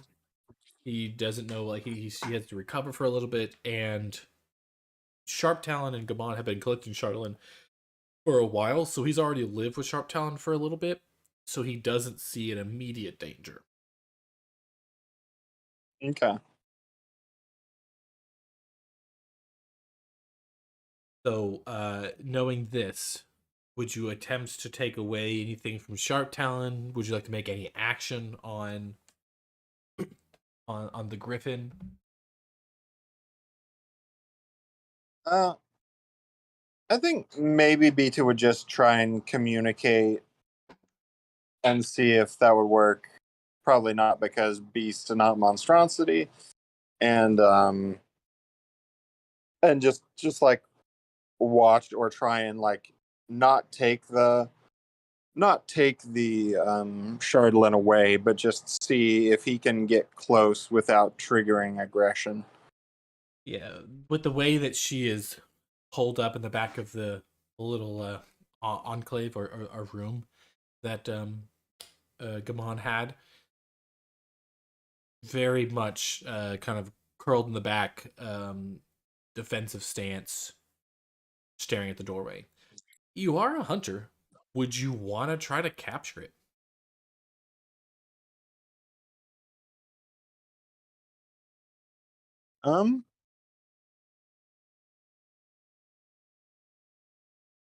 Fuck it, why not? All right. Give me a survival check as you rig up some sort of trap meant to stop a large creature. Let me check. Do you have anything that can I assist thought you? at some point I bought a fucking net, but I don't know that I did. If you don't As it have a looks net, like. you most definitely, there is a net here in the Sky Tower. If you needed one, you can definitely get one. Okay, I will also just mark down that Beta is buying nets. Go borrow the community net. It's very possible you've used the net in, perhaps like when you were all the travel we had, we were bundling stuff up. Yeah. Oh yeah, he absolutely has like cargo nets and shit of his own. But anyway, yeah. So Beta will come with a net, and then after it's netted, will attempt to restrain it more securely. Okay. Yeah, roll me that check. We'll see what happens here. How well your survival skills can match up against Sharp Talon. Pretty good, pretty good. I'm just gonna roll a quick struggle. Struggle. What is the strength on a Griffin? Are you Griffin gets a +4. Struggle. And it would probably have advantage because of the size difference. Struggle. Not too great. They're not good enough. Not good enough. All right, you get it. It kind of like you throw it. You have some rope tied to the other side. You're able to loop it underneath. It's kind of destroys the nest Gotcha. that it's in. Shardolin shards kind of tumble out. It is thrashing you. Everybody at this point, when Bitte is kind of dealing with Sharp Talon, you would definitely have heard commotion coming from the Griffin as this thing is just shrieking. Do you try to pull Sharp Talon out, or now that you have it as a net, just kind of leave it for a moment? So the idea was net and then also tying him up. Okay. hog tying him and getting a line around the beak like a fucking crocodile. Okay. All right. Still using the net or using something else to help tie you up? So like the idea in my head was the net to restrain them, and then while they're in the net, just to give like a moment's assistance, get an actual rope around their limbs, or around at least two of their limbs and their beak. Okay. Just yeah, so you're going to be successful, but we'll make you roll one more check. I need an animal handling, see whether or not you get bit during the process. okay. And then once it is restrained, Beta's just trying to calm it down. He's not taking it away from the nest. He's not moving any of the Chardolin. He's just trying to calm it. Mm-hmm. So let me come over, another survival check. Animal handling this time. Animal handling. Okay. It's not as good. Hey! But you rolled just as well. Yeah, I'm not going to make it does not bite. You're able to avoid its sharp beak. You don't move it away from Chardolin, but unfortunately, that does not lead to any sort of decrease in emotions or anger. So if your plan is to kind of calm it down, it would be you would spend hours there finding out that you would have no success. At least not where it is.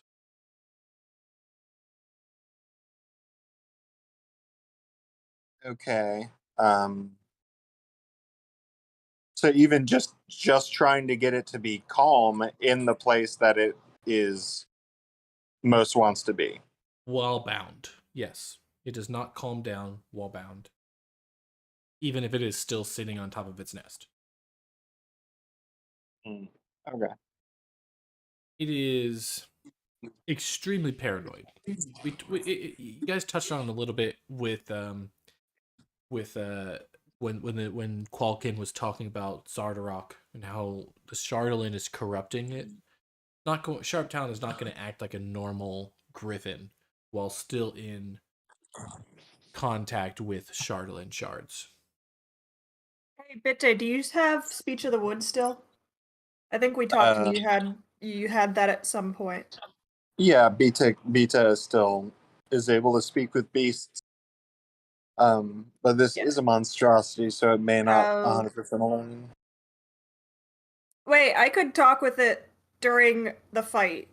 I was having conversations with the griffins. Wait, but that was also, I was an ape at the time, so I don't know. To be fair, it was I was acting like griffins were a bit more beast-like. But yeah, I would say we'll just say it's slightly different for rangers and druids. Yeah, that works. Slightly different for rangers and druids. Yes. Yeah, seeing that it's not calming down at all, I assume like there's other griffin keepers and apprentices around. Beta's gonna ask for like a hood, because I assume there's like falconry hoods for them. There is a to cover it. Yes, to cover there are no more like there are not a lot of apprentices around. In fact, there's only one baby griffin. Huh? There is only apprentices to care for them. What? Like falcon keeper apprentices. Yes. Outside of the fact that most of the griffins that are grown belong to a Sky Tower shelter Goliath, Rahi is the tamer. Okay. Well, in that case, I imagine this because you said that the commotion's heard all the way across where they are. I imagine like other Sky Tower Griffin handlers, Griffin owners would have heard and been watching, so he'll ask them. Yes, that works. Yeah. Like, hey, I'm talking about. Give me a hood. Yeah, somebody helps you out. You Give have me a hood, and then he'll ask them to start removing the chatelaine and, I don't know, just tossing it off the cliff or whatever, or locking it away somewhere, something like that. Advising them to be careful not to touch it with bare hands. I think Rahi would want you guys to toss it off the cliff, and if you're okay with that, that is the option that you guys go with. Yeah, no, my only thought with that is like maybe Durgar would be watching and would be like, oh, all the chatelaine we want is just down on the cliff. Cool. That is also a possibility, yes. But Rahi would probably argue in the fact that, like, hey, it's too corrupting to even play with. I like to keep, to hold on to it. All right, so you are able to successfully assist, and it takes quite a while. You go at a slow pace. You're able to assist removing the chatelaine from Sharp Talon. When you remove the last Sharp Talon or chatelaine from his nest, almost immediately do you see a change in the demeanor when Sharp Talon kind of just becomes more calm, defeated, almost. Like it snapped out of whatever was clouding its mind. Let's move our way over now to Rosemary. Rosemary, what are you doing? Can I just say one quick thing? Yes, you can. Beta has a quiet moment of realization that if he had just gotten the weapon away from his friend, he wouldn't have had to kill him. Please proceed. Oof. Big oof. That is the sad part about it, yes. I feel like while Bitte is doing the Sharp Talon business, Rosemary, and kind of like before Levi takes like his full nap, Rosemary's gonna go like change the dressings on his wounds, apply a little bit of magical healing, check on the stitches, make sure nothing's infected, all the good steps. Kind of talking him through some like wound maintenance and care, just so that like he can do a little bit of self-managing in like the next few days, but like letting him know that she's also there. Okay. Yeah, I think Levi takes that, like, he's very thankful for it, but also he feels very weird being taken care of by somebody else, considering who he is and what he's done in the past. So I think this is a very new experience for him. And when you go to try to take care of him, I think it's originally met by a little bit of resistance. Rosemary is in doctor mode, so she's like, listen, if we don't take care of your dressings, they're gonna get infected, and all that work is gonna be for nothing, because you're gonna die of, like, fucking sepsis, and, like, you can't survive, like, a chest burster and then die of sepsis. That's the lamest thing to ever happen to a person. So And we're I gonna think take care of you. Yeah, I think at that he's like, fine. Call him out for being lame. Okay, fine. I'll Yeah. Very nice. Like, I am gonna be the first to admit that was not an ideal surgery, not my best work, but goddamn if we're not gonna keep up on the aftercare. Yeah, he nods. Outside of helping Levi, is there anything else you do around Sky Tower? I did want to have some time with Bitte, just because, like, I don't think we've actually explained to Bitte what happened in his absence. And yeah, Rosemary is trying to offer help where she can. Were there any, like, structural damages to Sky Tower? Not really, but there was a lot of physical injuries that you could assist with if you'd like to roll a medicine check to kind of go around the community and heal some of the weaker people who got beat up, or even some of the prisoners. Definitely, like, Rosemary's gonna help medically. I think she would even, because we're gonna stick around Sky Tower for the day, and the meeting between clans is in the evening, right? Yes. I think Rosemary might even, like, spend some spell slots on some, like, healing spells and stuff like that. Okay. To try to help. there, but I can definitely make a medicine check. Definitely make medicine check, and let's just do it with advantage since you are using spell slots and healing spells. And then we'll give you an very nice. Yeah. The people of Sky Tower are very they appreciate the gesture. They appreciate you going out of your way to provide magical healing, something that Sky Tower really does not have too much access to. And it goes. I mean, not only do you have any like ways to heal diseases or illnesses outside of just straight cure wounds? Protection from poison. I don't know if that would count as protecting against like infection.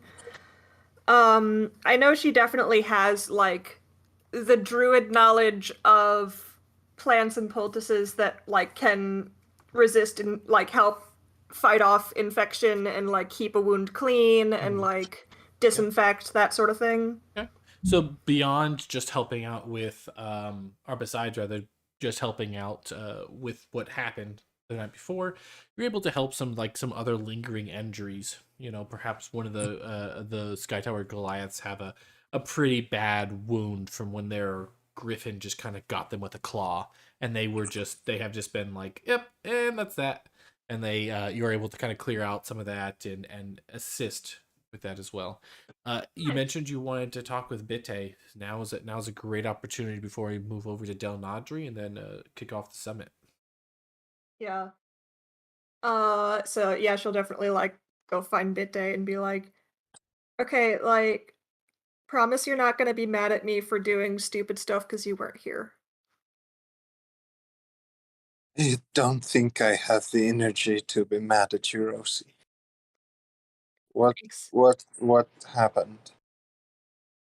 I know we should have waited, and I know like the whole point was we were gonna go up and find the Yetis and to get his surgery done, but he got, I don't know, he just asked me, Levi asked me if I would do the surgery because oh god, what's her face? What's the name of I have it in here. Because Kanayaka said that you could remove it by surgery, and I thought I had the skills to just one and done, get it done, and I didn't, and it got a lot messier than anticipated. He also asked me not to tell Delnadre, which I think in hindsight was kind of a stupid idea because I really could have used his hands earlier. There was a lot of blood. There were a lot of guts, which is like normal, but not normal when like it's your friend. But the good news is the worm is out, and we don't have like the timer of Levi just dying spontaneously. But I don't know. I thought it would be easier if that makes sense. I thought this was like the one thing I'm good at. You are good at so many things, Rosie.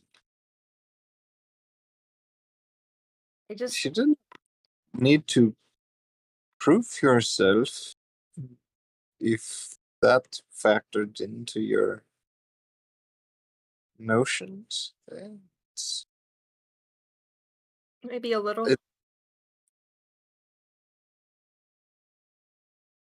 I do not think that you did something stupid by doing your best to be a good friend. I think that he did something stupid by asking it of you. But he will have plenty of time for me to rebuke him on that when he's feeling better. Fair enough. I'm glad you're back safe. And Me I'm too. sorry for. Sorry. Thank you. I spent the afternoon, and he probably shows off some scratches on his arms. Spent the afternoon trying to work with Sharp Talon a bit. So that's what all that noise was. Yes, it was. I think it's a frequency thing, but it was so high and so loud.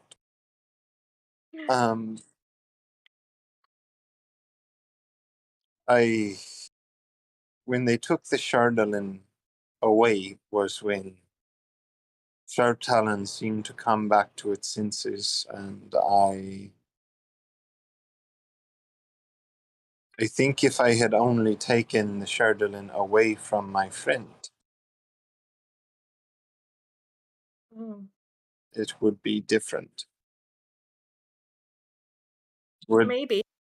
Or Did maybe all? he would have still had the same intentions. Sorry, Sharp Talon is raving again. Yeah. I think people are complicated, and I mean, if I've learned one thing is animals and people are very different beasts, even though that we can act the same sometimes, but I don't know. I don't think that's something that we can know. And I don't think it's something that you need to punish yourself over.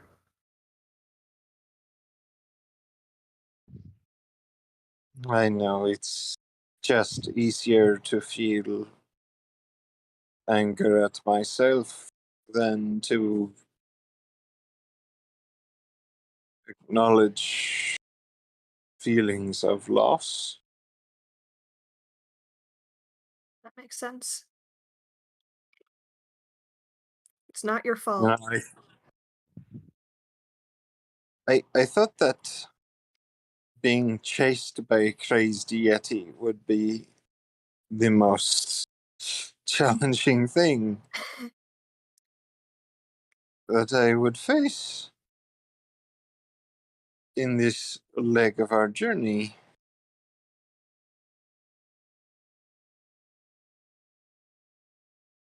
But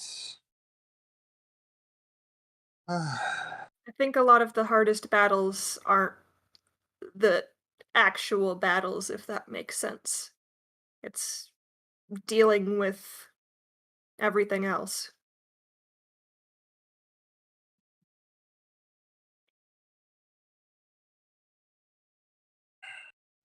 I am glad to have your counsel. I'm glad to have yours. You're my best friend. Kiddo.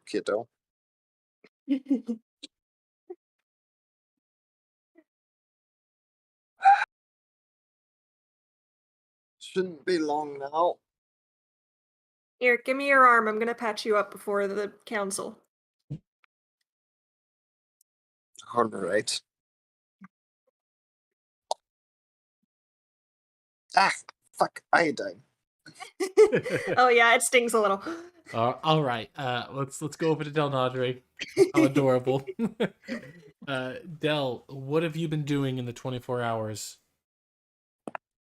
And my time's pretty simple. So first off, I brew another pot of coffee because it's about the only thing sustaining me at this point. Do you take any rest? Huh? What? Do you have any rest in this next 24 hours? At night, I eventually do. Yeah, I will say I sleep that night. But during the day, I'm gonna brew that coffee. I'm gonna take it out to the edge of the village, overlooking the gap and the bridge and all that stuff.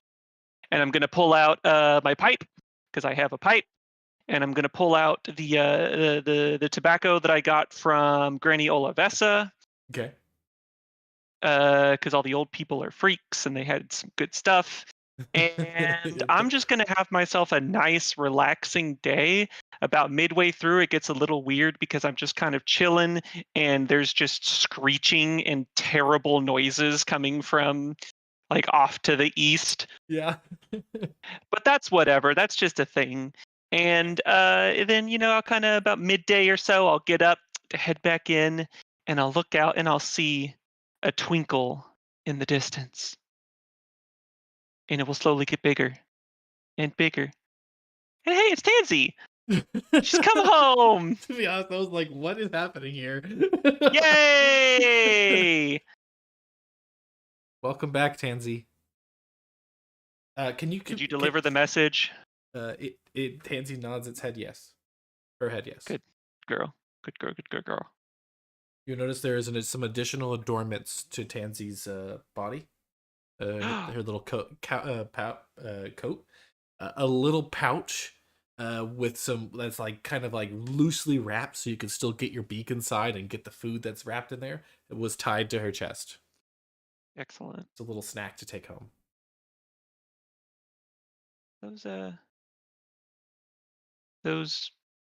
Whatever. Goliaths over at that place, the Bitte town. The worm. They're pretty good. Yeah, that's what I said. Definitely. They're good people. Shit was crazy here, though, girl. I gotta get you caught up, and I'm gonna go have a conversation with my bird. All right. Is there anything else you'd like to do in interacting with any of the people? I'm gonna, with Levi? I'm gonna at some point fill out and give to Herald, I guess, to send off my application for a Sky Tower library card. All right. And tell him that when they fill it out, just to send it to Goodmead, because I was told that would take like a week or so, like a 10-day to get that sorted out. Yeah. But he's like, okay. Might as well. Pulls out this like 3-page stack of papers and pushes it over to you. We'll need some information. Well, they had already. Excuse me. They'd already given me the application previously when we asked about it, so I just filled it out and returned it to him. Right. He accepted it, and he pulled out part 2. Jeez, okay. Where they're gonna start to ask you questions about your parents, your family members. Think of it like an FBI background check. Where was your hometown? Fine. Okay. I'm gonna lie on all of it. Arad, all the stuff that doesn't even need to be lied about, I'm just gonna make up horrendous bullshit for no reason. They ask about like your parents' hair, and neither of them would really quite, come out to be your hair. Like, I'm sorry, your parent was got some blonde hair and a redhead, and you're brown or black. Are you blonde? Yeah, mom was a bald. She had that hairless, that alopecia or whatever. She never grew any kind of body hair. I think on the form you list one of the parents as like a fire genasi, hair fire. Hair fire. I love it. All right. For my date of birth, I'm just going to put down that I'm like 65. Roll me deception. Everyone else has made some rolls here, but your roll is just... Oh. God damn it. You get a kind of like sidetracked a little bit with like some of your more outlandish lies that or false truths, alternate facts that Harad just kind of like inquires about. Just like, whoa, like you lived here when you put down like Atlantis as your hometown or some nonsense like that. But for the most part, you had a very relaxing day. No problems at all. Did you have any interactions with anybody else in the party that you wanted to have, or are we gonna finish it up here? I'm gonna find Levi wherever he's sleeping at one point, and I'm gonna pull up the blanket to his neck and tuck him in. Do you try anything else? That's fucking adorable. I love it. Levi has no idea that you've done this thing. Well, as you look at his bag and kind of narrow my eyes and wrinkle my nose at it, and then leave. Roll a wisdom check. A wisdom check, you say? Yeah. I am so wise. As you get closer Yeah, your mind, your telepathy, kind of like your guard goes down just for a moment. You hear that static as you kind of like as you like are staring at the bag. You slowly hear it creep in from the back of your head that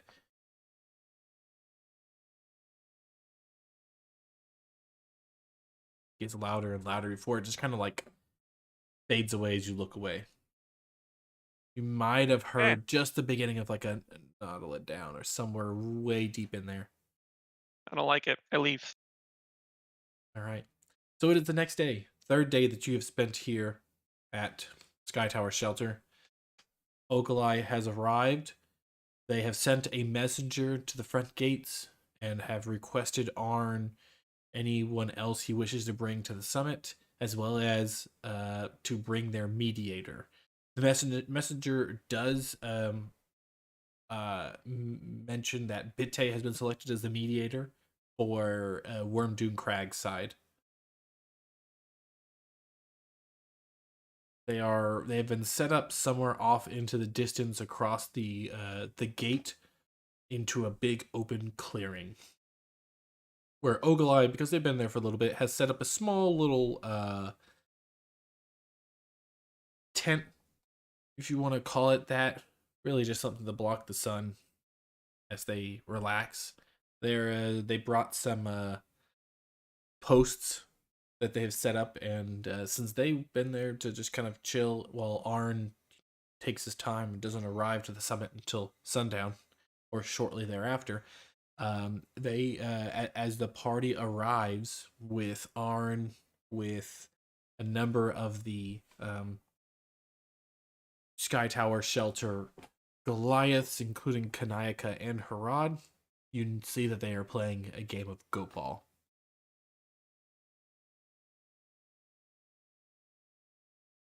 So as the party walks up to the clearing, Arn kind of looks to the group, looks at each of you. He kind of shakes his head over to Bitte to go and gestures, Bitte, you need to take your place.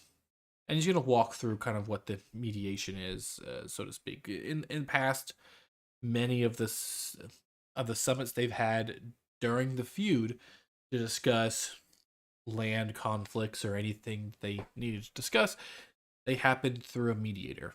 One party would talk to their mediator, the other party would talk to their mediator, putting full trust that the mediator would then communicate their wishes and wills to the other mediator, then they would then relay the messages back. Basically, you're playing a game of whatever that phone game is. Telephone. High stakes telephone. Yeah, it's high stakes telephone. Exactly. So Arn kind of looks at each of you and is just like, I don't know which one of you to trust here. But I don't think it's really about trust. I think it's about getting the best deal. And he's going to look to you, Dale. Look to you, Rosemary. Look to you, Levi. Which one of you can get me the best deal? I kind of like turn to my friends. I'm like, honestly, I think Dell has this one. He's good at the talking thing. And Yeah, but I'm gonna be Levi honest. leans in. Levi leans in and he says, "I just had surgery, so I'm out."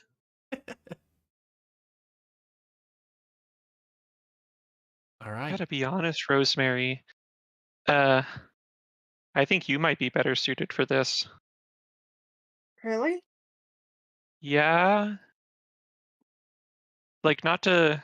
I mean, maybe, but I think you're definitely, your heart's in the right place. I appreciate the sentiment and the compliment, but I'm gonna be honest and I'll lean in real close. I kind of don't care about these people. okay, yeah, that's okay. All Not sure a right. thumbs up.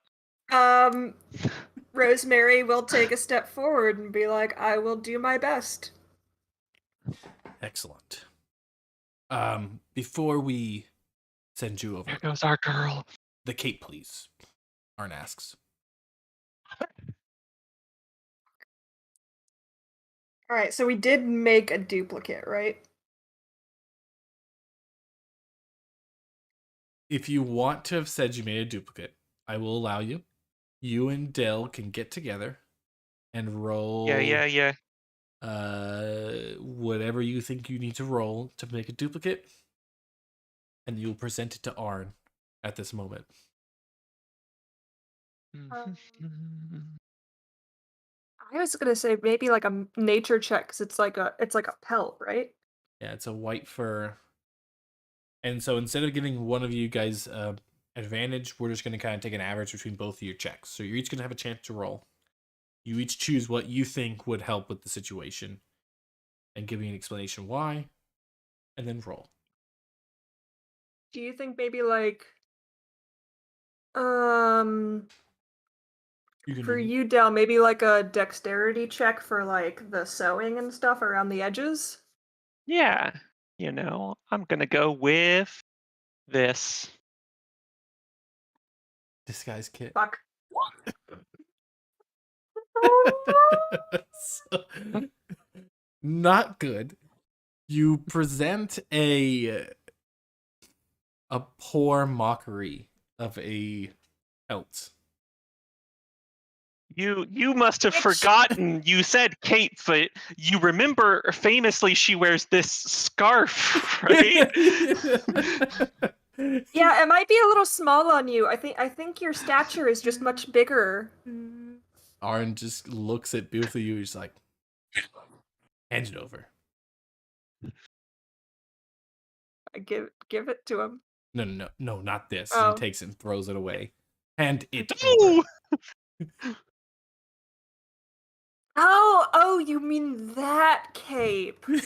That okay, yeah, I gotcha. And I'll pull out. We the assumed you actual had one. heard we were making that for you, and I thought we were you kind of wanted- upset yeah. that someone had spoiled the surprise, but this makes a lot more sense. Yeah, we were gonna give it when we were leaving. It wasn't done yet, but but here you go, and I'll give him Oglei's cape.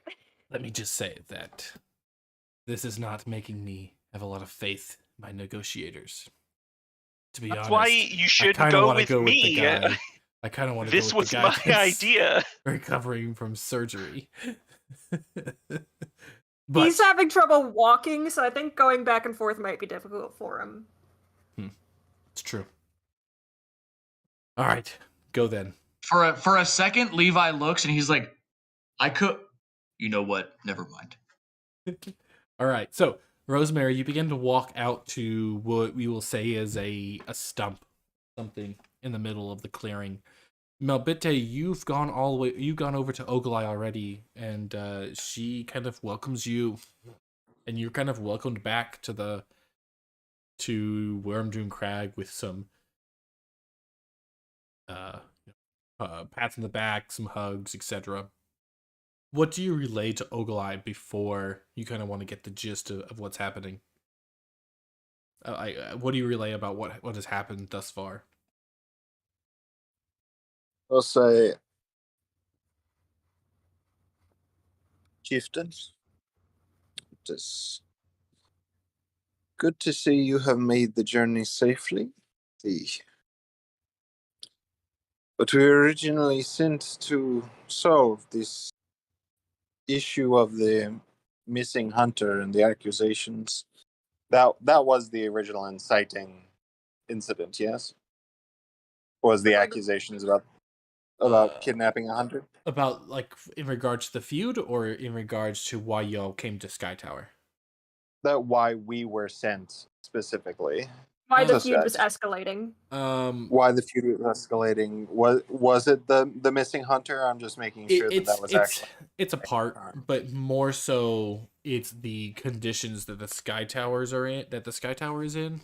But yes, the missing hunter. And so they're being more aggressive in the border. Okay. Yeah, The missing hunter was a catalyst, but tensions are rising due to the winter. Exactly. Gears.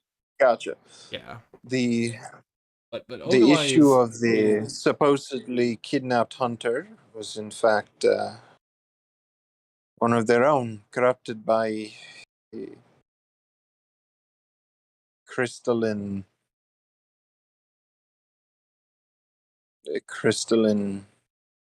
Charlatan? We'll say parasite. Yeah.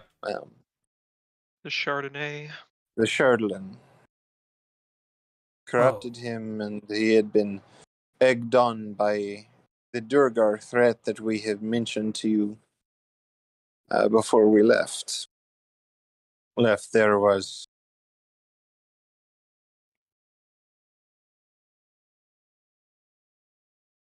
found what had originally led to the death of the hunter, presumably the disappearance at least, brought evidence of the Durgar, and stamped out their involvement up here.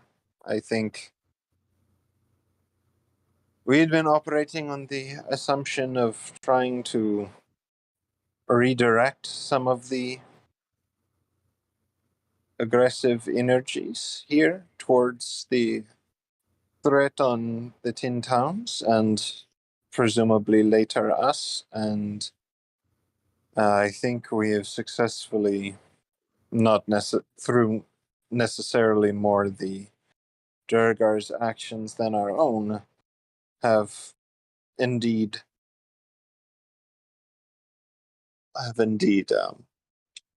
identified proper motivation for that. Hmm.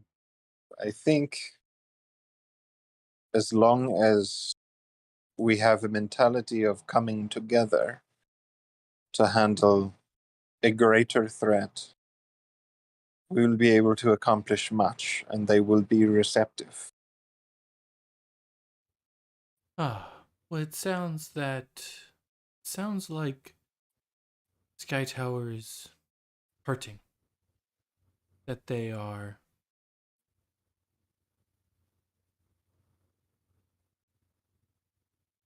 and that the Duragar are a threat to life, the lives of all Goliaths, of our way of life in general, and 10 towns which, although we are up here in the mountains, are technically part of this community. Then these shall be easy negotiations, Bitte. Mm-hmm. Please tell the other mediator for Arn, that we shall extend our resources, our sustenance, our warriors to assist Sky Tower. If Arn will admit that it is his fault that their griffin attacked myself years ago. Wait, it attacked her? I thought it killed a child. It attacked a child. And it didn't kill the child? Oh. It did not. And she was that child. And she was that child. She was a Child child. Albert Einstein. Now the griffin, it's just over the table. The griffin was not Arn's, but it was from Arn's family. So like Arn and Ogilai are about the same age, roughly. The griffin could even be considered like Arn's father, perhaps like an older brother. But it was definitely the griffin of their family. Yep.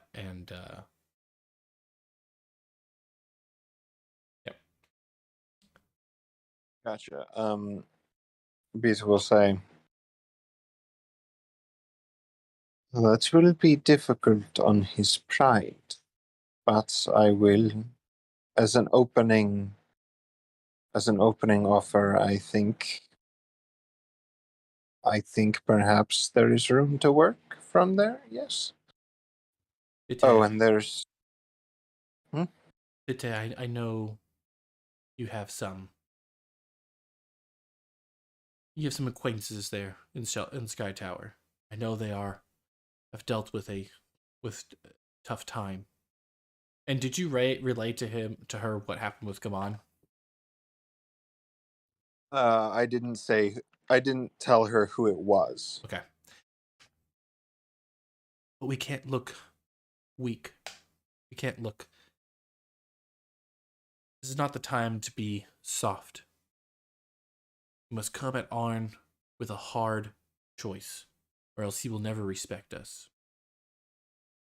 I know this is against your friends, Bitte, but you must think of the good of the clan, not the good of the bigger picture. Not, at least, during these negotiations.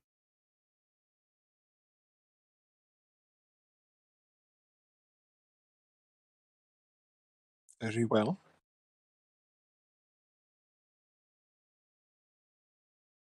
I assure you, I am perfectly aware that this is a moment for hard things.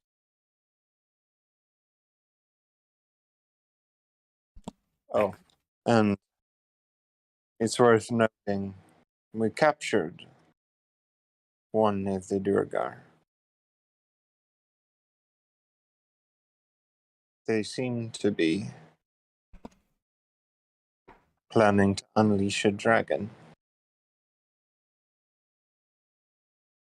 You can see, I thought that might sweeten the pot for the glory of our clan in this coming enterprise. you can see like a flash of fear, of like a slight loss of control as you describe the threat of the Duragar's dragon across 10 towns. But Ogilai strengthens themselves and looks once again at you sternly, Bitte. Be hard. We must win the negotiation, and we can show compassion after.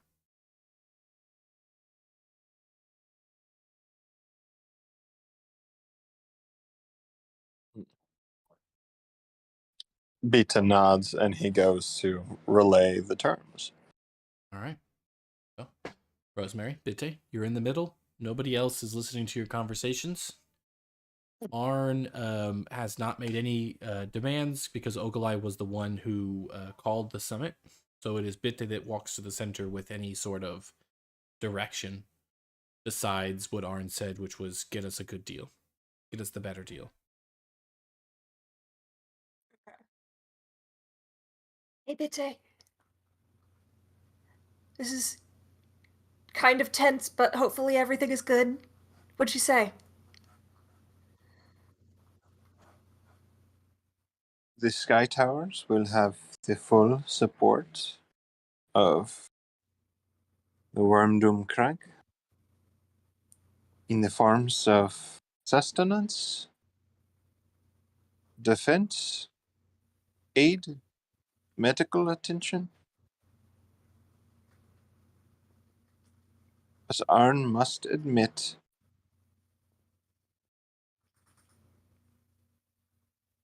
that the Griffin attack that began the feud occurred due to negligence on the part of its handlers. Okay, that sounds reasonable. Yeah, I think I can work with that. So just negligence on the hand. Theodosi. Huh? They were his sires. That were his handlers. So it was his family's It griffin. was his family. Okay. So it will seem as personal to him as it does to Oglai, who was the attacked child. Oh shit, it was her? Yeah. Shit. I thought, okay. Good to know. Okay. I did end up giving him Oglai's cape, so maybe that will help. Kind of like the eye for an eye thing, because I know it's going to be an honor issue, but I mean, him having her cape is also an honor issue, so like, I think I can make this work. Yeah, out of curiosity, to double check, Corey, was the cape like, oh, hold on to this, like me handing this off to someone else to present to you is a gesture, and then I will get it back, or is it, oh, you can have the cape? I think she said she would At the end. prefer to get it back, but Yeah.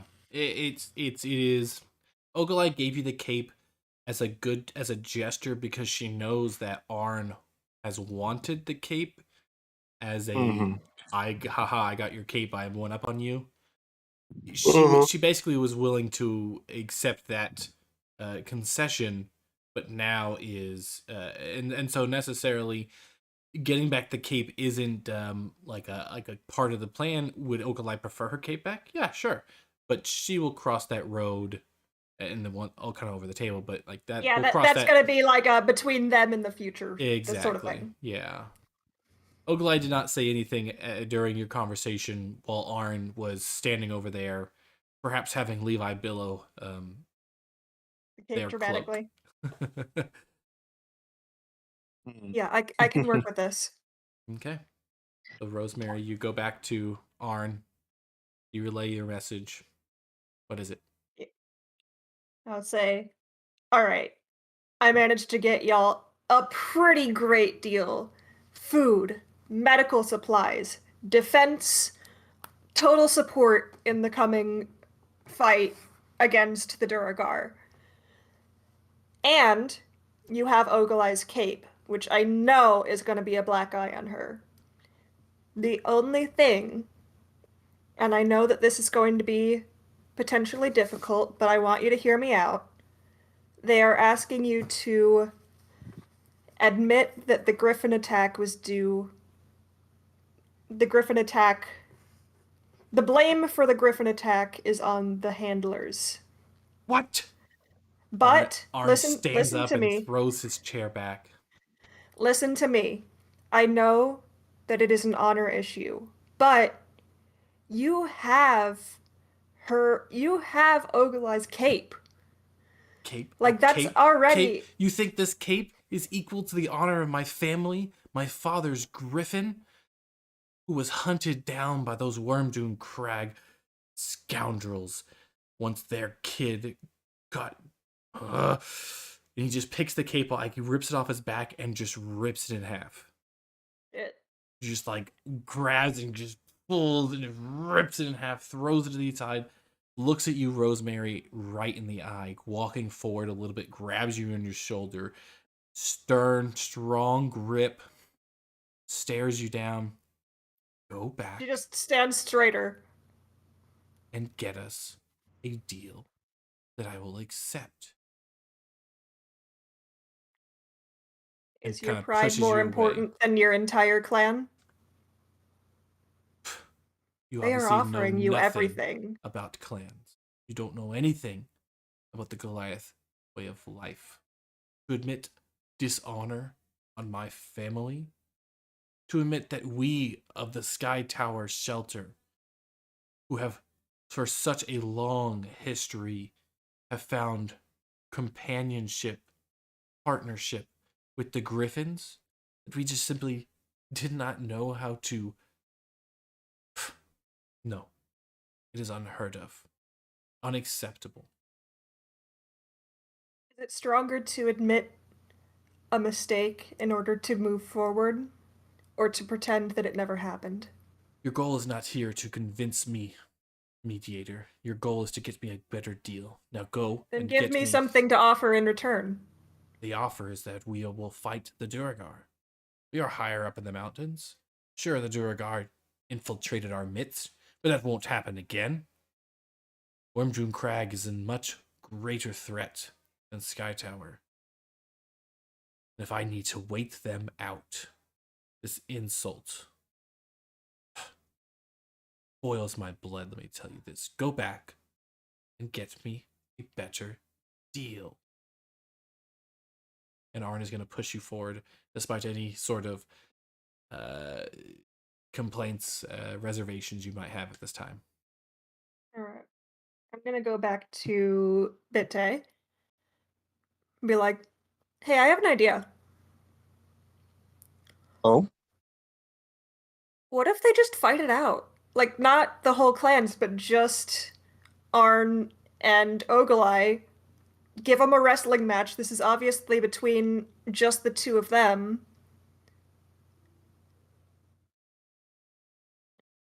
Because if the Griffin hurt her. This is personal to her. The griffin belonged to his family. It's personal to him.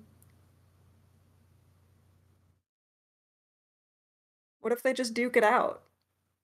I mean, Ogilai didn't respect me until I turned into a goat and tried to fight her.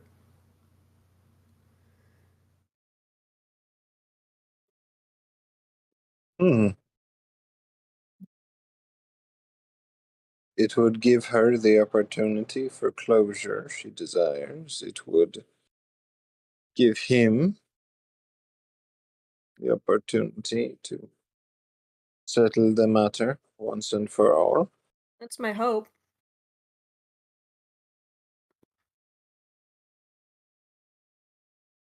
Like just a wrestling match. Okay. I will. Okay. Question. Wrestling match? Goat I just don't ball want the match? goat ball Or- match. Or A goat ball match to end the Fight feud that stopped not it. to the No death. fucking way are we going back to this thing that I thought about like 8 episodes ago. I love it, but I just wanted to claim that. All right, continue. No, you definitely had that idea, like, definitely a long time ago. I am not claiming ownership of it. Rosemary's And I like, d- hey, I have this great idea that nobody's ever thought of. No, I know that wasn't how it was. I invented goat ball. I There's like invented it. psychic screaming in her head, make them play goat ball. Yeah. Yeah, but this is Levi's just been different sitting in a because the two corner, just tribes- bit wide-eyed. The two tribes playing goat ball is something they've still been doing that, right? They have No, not. it's one of just them, like Sky Tower hasn't yeah, played goat ball football. with them, Okay. have they? Sky Tower has not played Goat Ball against Wormdoom Crag since the feud. Wormdoom Crag every year continues to hold the tournament that's supposed to go on between Sky Tower, but they always accept a forfeit from Sky Tower. Okay. Sky Tower used to play Goat Ball So- on their own, but have not since the winter, since Oral's winter has fallen. So wrestling, goat ball, or armed combat, and then, but not to the death. Yeah, non-lethal. Okay. Should I float all of them, or That's up to you. But or should I go back and float all of them? I think I have a. I think doing this in a tiered manner is good. It's them trying to get their best deals, but it's also you and me trying to get the best outcome. Yeah. I will be back. All right. Beta will go. Beta will go back to Ogilai and say, Arn refuses to flat out acknowledge a wrongdoing. However,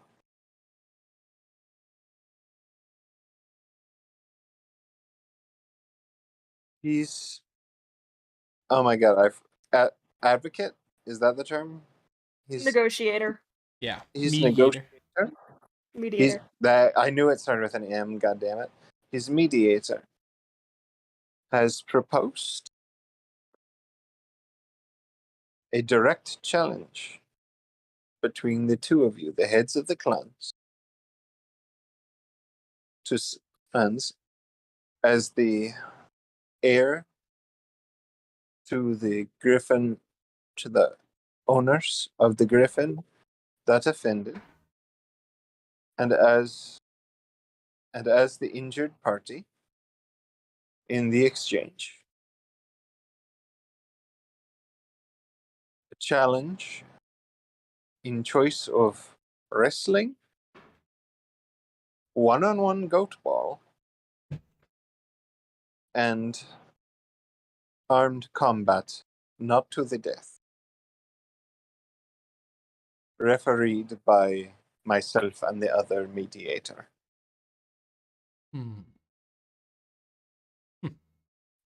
Would you accept these terms and challenge? All other terms would remain the same, Well, and Sky Tower would agree to take the vanguard in most of the fighting against the Durgar.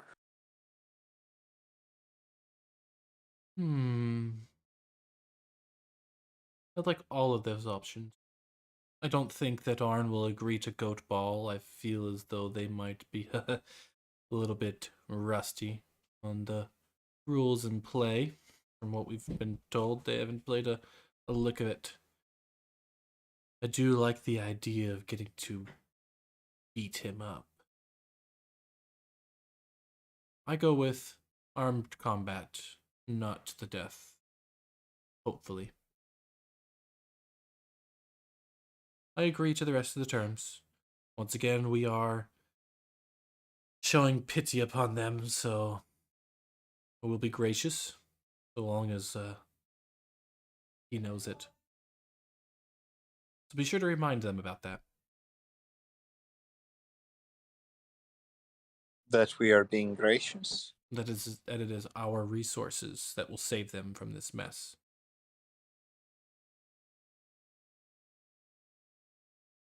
Of course. And Beat will go back to Rosemary and say, Ogalai has hereby challenged against Arn's honor and the honor of his family as Griffin Tamers, that he engage her in single armed combat, stayed from death, to settle the matter of the attack forthwith. He wouldn't say forthwith. Or Soos. For all time. In exchange, and once this is resolved, Sky Tower will take the vanguard in the combats against the Durgar threat, and Wormdoom Crag will provide all necessary food and aid for the survival of Sky Tower Clan. I think I can do that. Wish me luck. And I head back and I say, okay. In addition to food and aid and defense, all things that we need, Sky Tower will get to lead the vanguard and have the honor of being the first ones in line to fight the Duergar. The glory of battle.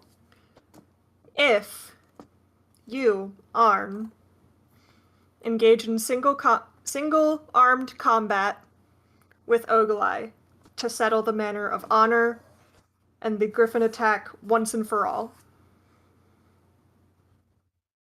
Not to the death. Nobody's dying.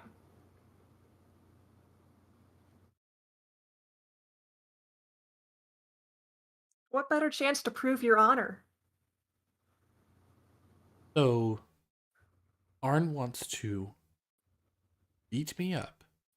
I'm sorry. You are Arn. Ogalai.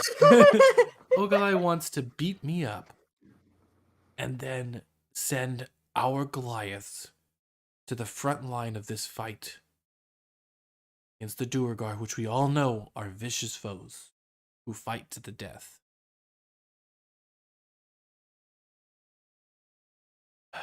Rosemary. Are you putting the needs of you and your friends above the needs of Sky Tower here? I'm trying to keep I will point people out, fed. he volunteered that they would be doing the bulk of the fighting in the last thing. It's true. It's true. So, yeah, that was your part of the offer, actually. I always thought we'd be fighting alongside them. I mean, there's still room for that. I will not stand down from a fight.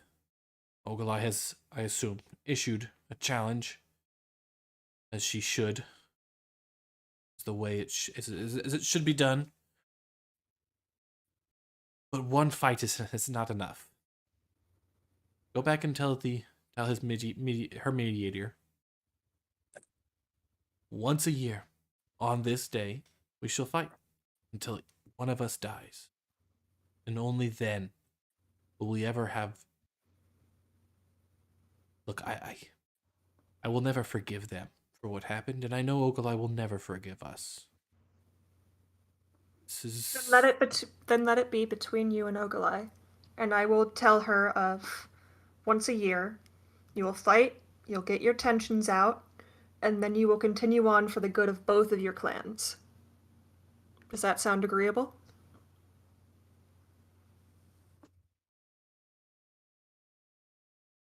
And we want to move. Okay. Where? To Wormdoom Crag. Only temporarily. Temporarily. Do you have like a time scale I can give them? No. I want to ensure this is not some trick to get us focused elsewhere. I'd recognize we need to deal with this Duragar threat, but well, it is hard to swallow this pill, to say the least. All right. I will relay that. Thank you. And I'll go back over to Bitte and be like, okay, so he wants to do the fight once a year. Just him and Ogilai duking it out non-lethally until the end of one of their lives. So I think that might be a good stress release for them, and it will let them like keep trading back and forth so that there's not any bitterness over it, maybe. And they want to move the clan to Wormdoom Crag, which is probably a harder sell, but potentially you could spin it as them wanting to unite the clans symbolically with the temporary move to unite during the war effort.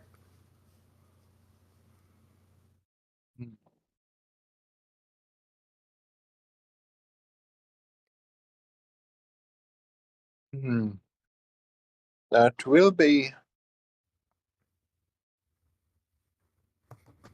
a difficult sell. Griffin logistics to be worked out later, but we'll see what we can do. Beat will go back to Ogilai and I'll say, so, Arn has accepted your challenge to armed combat on the condition that it is something that is re-engaged once a year until the time of one of our chieftains' death. Not in the fight, just every year until one of you passes on, takes the long watch.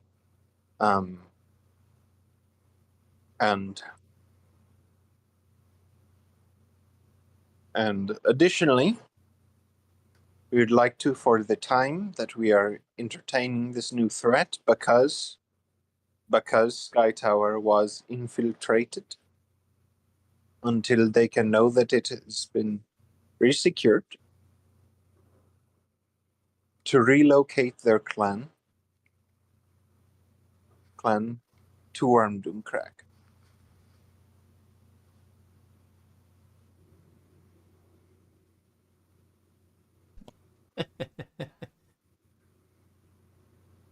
So be it. We have lived together before. I don't suspect this will be a permanent move.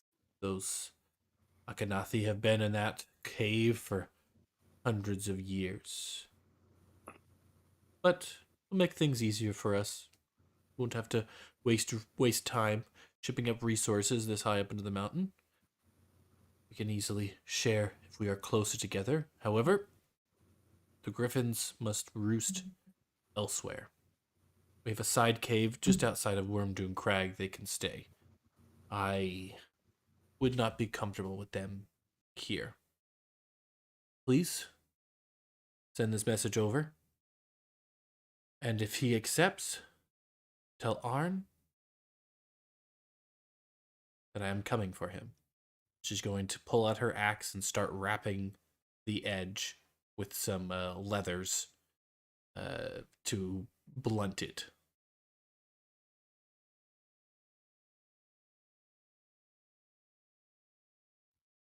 Bitte conveys that. I, as someone who owns and does shit with a lot of axes, can tell you that an axe, if you hit an axe while the sheath is on, it will absolutely go through leather. But is there something I could use to stop that then? I mean, you could probably just have special blunted weapons. I'm sure they do sparring all the time. Yeah, no, we can. It's also fantasy. We don't have to do that. That's just my fringe axe knowledge. It's just an axe. It's just a really efficient concentration of force behind a relatively small blade.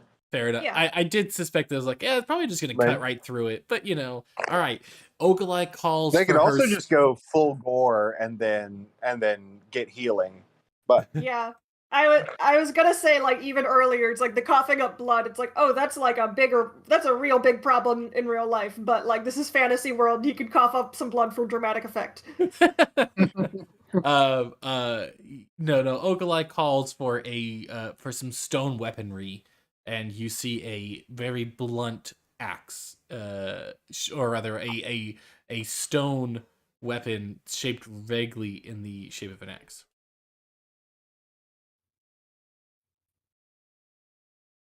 Oh, Bitte conveys that, and then as a signal that it's done, because I found out this is a thing that exists in all cultures. Bitte pulls out a bull roarer and does a big undulating roaring sound that echoes through the mountains. Hell yeah. And do you do this as Rosemary is walking away, or once Rosemary has Once Rosemary has come back and confirmed that it's okay? I'm gonna pull out my my short bow and knock an arrow as I assume we're under attack. When Rosemary gets back to the middle, Bitte sounds the alarm. Arn and Ogilai just get up from their seats and just start screaming on the top of their lungs. They rush at each other, stone weapons in their hand. Arn is going to use a spear, or rather his javelin, but as a melee, while Ogilai is going to use their great axe. So hold on. Can we just take 1 second to pause? Hey, well done, party. We solved this by making Corey fight himself. Yeah. A1, guys. I'm proud of all of us. Well done. Why are you hitting yourself? Why are you hitting yourself? All right. So Arn and Ogilai. Ogilai is going to go first. Arn will go second. We're both mimics all along. Two attacks each. Ogilai gets in there as they're rushing, dodges a little kind of dips, ducks, and then comes up from the bottom up with their great axe. Two swings to the chest. Both of them hit, knocking Ogilai back a little bit. He takes 19 there, but not enough to even kind of shake Arn as he whirls around and he's going to swing with his javelin. He has a +6, but because javelins and great axes don't really, I guess Arn should really use a great axe, because otherwise it's a 1d6 versus a 1d12. Yeah, I feel like they'd be on more weapon choice is important, especially in duels. Yeah, exactly. All right, maybe it's a great spear and it does 2d6. Fair enough. We'll just do he has a great axe that's more like a halberd or some nonsense. It's going to be the same rolls anyways. So 2 coming back that way, both hit.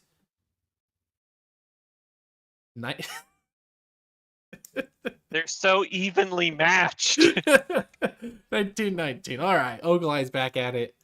Swing. I think at the end of this fight, they fall in love. Actually, miss hit. So... Yeah, what I kept resisting from making like she wants to engage you for marriage. They do the anime thing where they both break their weapons, and the last hit is they both go to punch each other, hit each other in the face at the same time. Yeah. Let's see. Arn, say once again, gonna miss one, hit one. Oh, They here- like lock weapons and then like they're like locked in an X in between them and then they just like kiss through the top of it. Guys, come on. Arn is happily married to Harad. Oh shit, right. I Oh, forgot he was dang. married. Y'all are hold trying on, to... Bite. Bite, talk to me. Canon, Talk it's to me. already canon that Goliaths are polyamorous people. I knew it. True. I knew it. All right, continuing on. They poly as Ogle-Eye fuck. Ogle-Eye swings twice, misses. Arn is a bit more lithe. He has less weight from just generally having less food to eat, but he's gonna swing back. Oh, 2 hits against Ogle-Eye. They're gonna kind of bridge the gap a little bit. Every Goliath is allowed one wife and one husband. Different. Damn. Let's see here. Me. You know what, Goliath? Me too. Yeah, I'm happy for them. All right, here. So, oops. What did I do here? I did something. I know.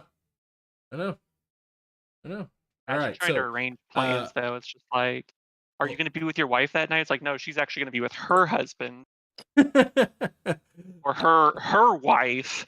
so at this That scene point, in I'm Parks her and Rec, husband. it's like this is my boyfriend Todd and this is Todd's boyfriend Mike. yeah. It's the Parks and Rec situation, except they actually all like each other. Exactly. There you go. So Ogle-Eye at this point has dealt 33 damage. Arn, slightly ahead, has dealt 39. They both have 67 health. So we're going to go in again. One more round. Let's see who's going. Ogle-Eye first. 2 hits. 7, 9. Okay. We are up to, Do you think they call it 55? soup trough? Do you think they call it soup trough polyamory? Oh, Uh, God. gonna- Oh, Arn. No. I'm going to send Tansy to kind of just fly and circle over the battle so I can get a bird's eye view as I sketch the action. All right. Arn stumbles. His footing slips. He's losing his endurance here. He hasn't had the years of correct sustenance to keep it going. 2 crit fails here could spell the end for Arn, as we have just a little ways to go for his life, or rather his health. Just over 18 health for Arn there. Ogle-Eye gonna come back in, trying to finish it. Bit bold here. Oops, sorry. Ignore that. 13, 19, 23. That'll be that. With 2 great swings above her head, she brings him down. First one Stone goes Bird. right across the face, and then she does a cold, hard kick to knock Arn back. Bruised, Does he- bloodied. Does he have Stone's endurance? God damn it, he does. A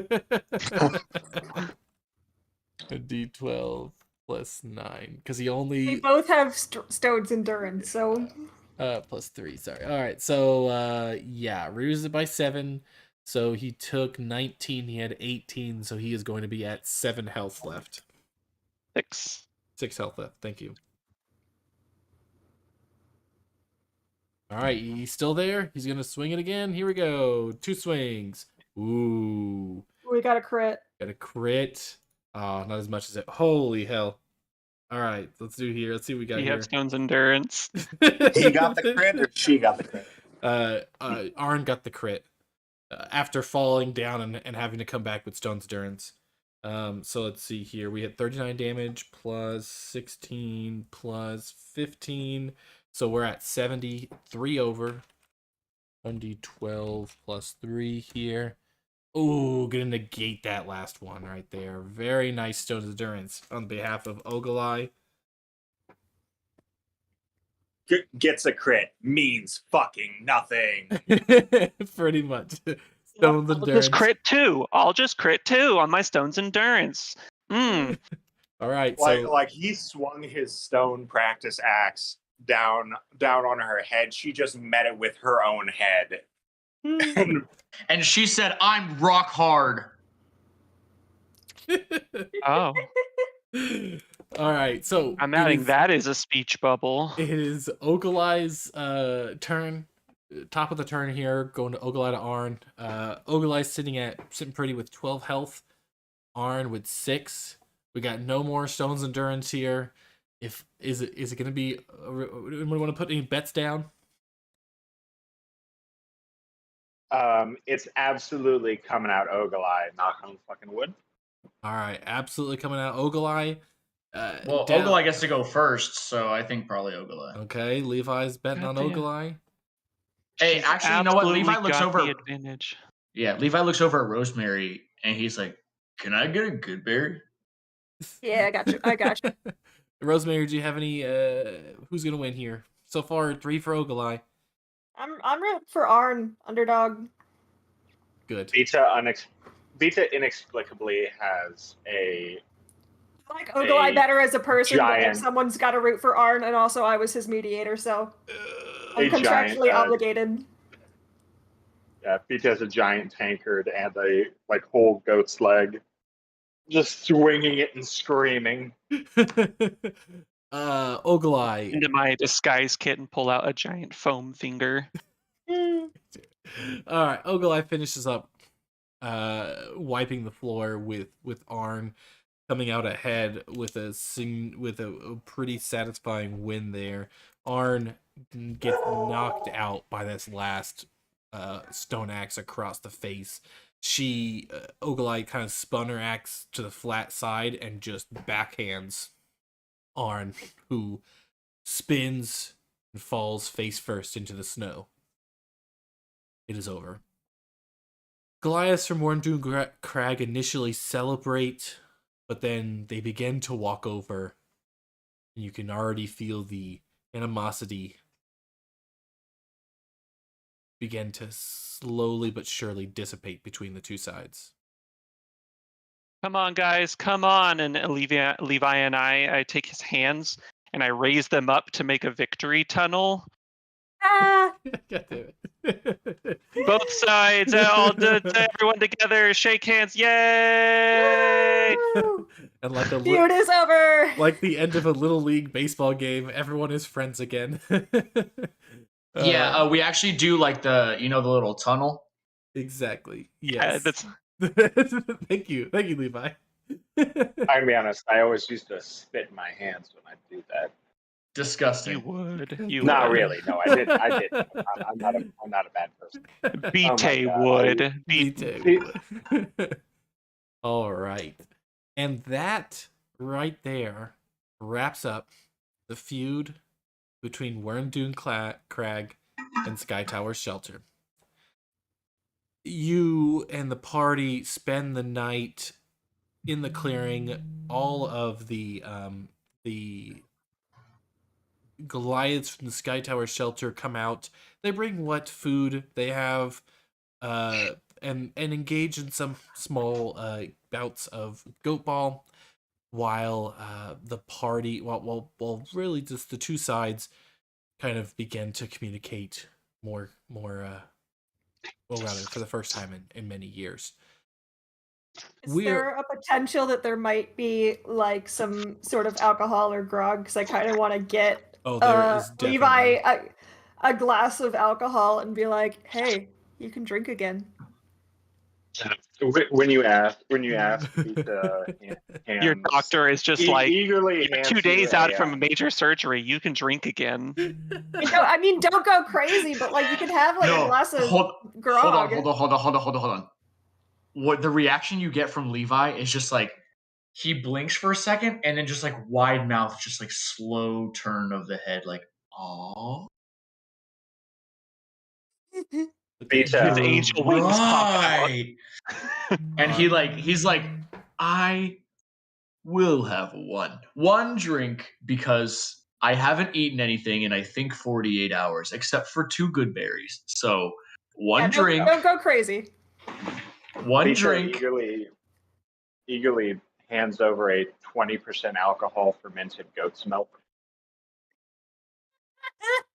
And I think Levi just blinks at it and he's like, "Is this even any good?" Fantastic. As Beta takes like a big long pull, just like fermented milk going down the corners. He drinks it like Cookie Monster. It's just like, Yeah, It is his favorite drink. My goodness. I'm just Water like, included. you know what? Levi just goes for it. He takes it and he does a little cheers with Beta, and he's gonna drink the fermented goat milk. Yeah, Why not? go ahead and roll me a con save or con check. Yeah. If you I'm just wouldn't gonna mind. roll. I'm gonna roll a con save at disadvantage here Okay. because I haven't eaten in 2 days. So. Fair enough. Yeah. Don't worry. It is. Why did I go Russian? Do not worry. It is as much protein as a rack of lamb. No You fucking way. Don't Holy cough shit. up any blood. And yeah, you overcome any kind of initial pain of the alcohol going over what is probably still some open wounds in your intestines. You do feel some uncomfort in your stomach, but for the most part, things are going well. For the most part, we have a good time. Yes. Oh yeah. He turns down, if anybody's dancing, he turns that down 100% though. And we are going to wrap up our session right there, y'all. Wonderful 24th session. Feud of the Goliath's complete. Powerful allies have joined together to fight on your side. The Duergar don't know what is coming. Or perhaps they do. We will find out next time. We are Everybody's a Mimic, an actual play 5th edition webcast streaming every now and then on Sundays and Saturdays. Playing in 5th edition. This was session 24. You can find all the rest of our sessions uploaded on our YouTube page. Just search Everybody's a Mimic. Once again, my name is Corey. I was your Dungeon Master. I was joined by all of our party members. We'll go around the table. First up, we had Blake. play Delnadre Miracas. Followed by I love you all. Ray. I play Rosemary Bone Crusher. Carson. And beat the Yetimated Dunlacalaga of Wormdoom fucking crab.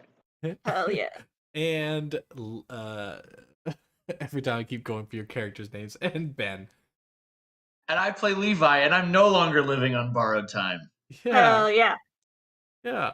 Wonderful. Well, thank you all so much for listening, for watching, for joining us. We will see you next time. Bye-bye.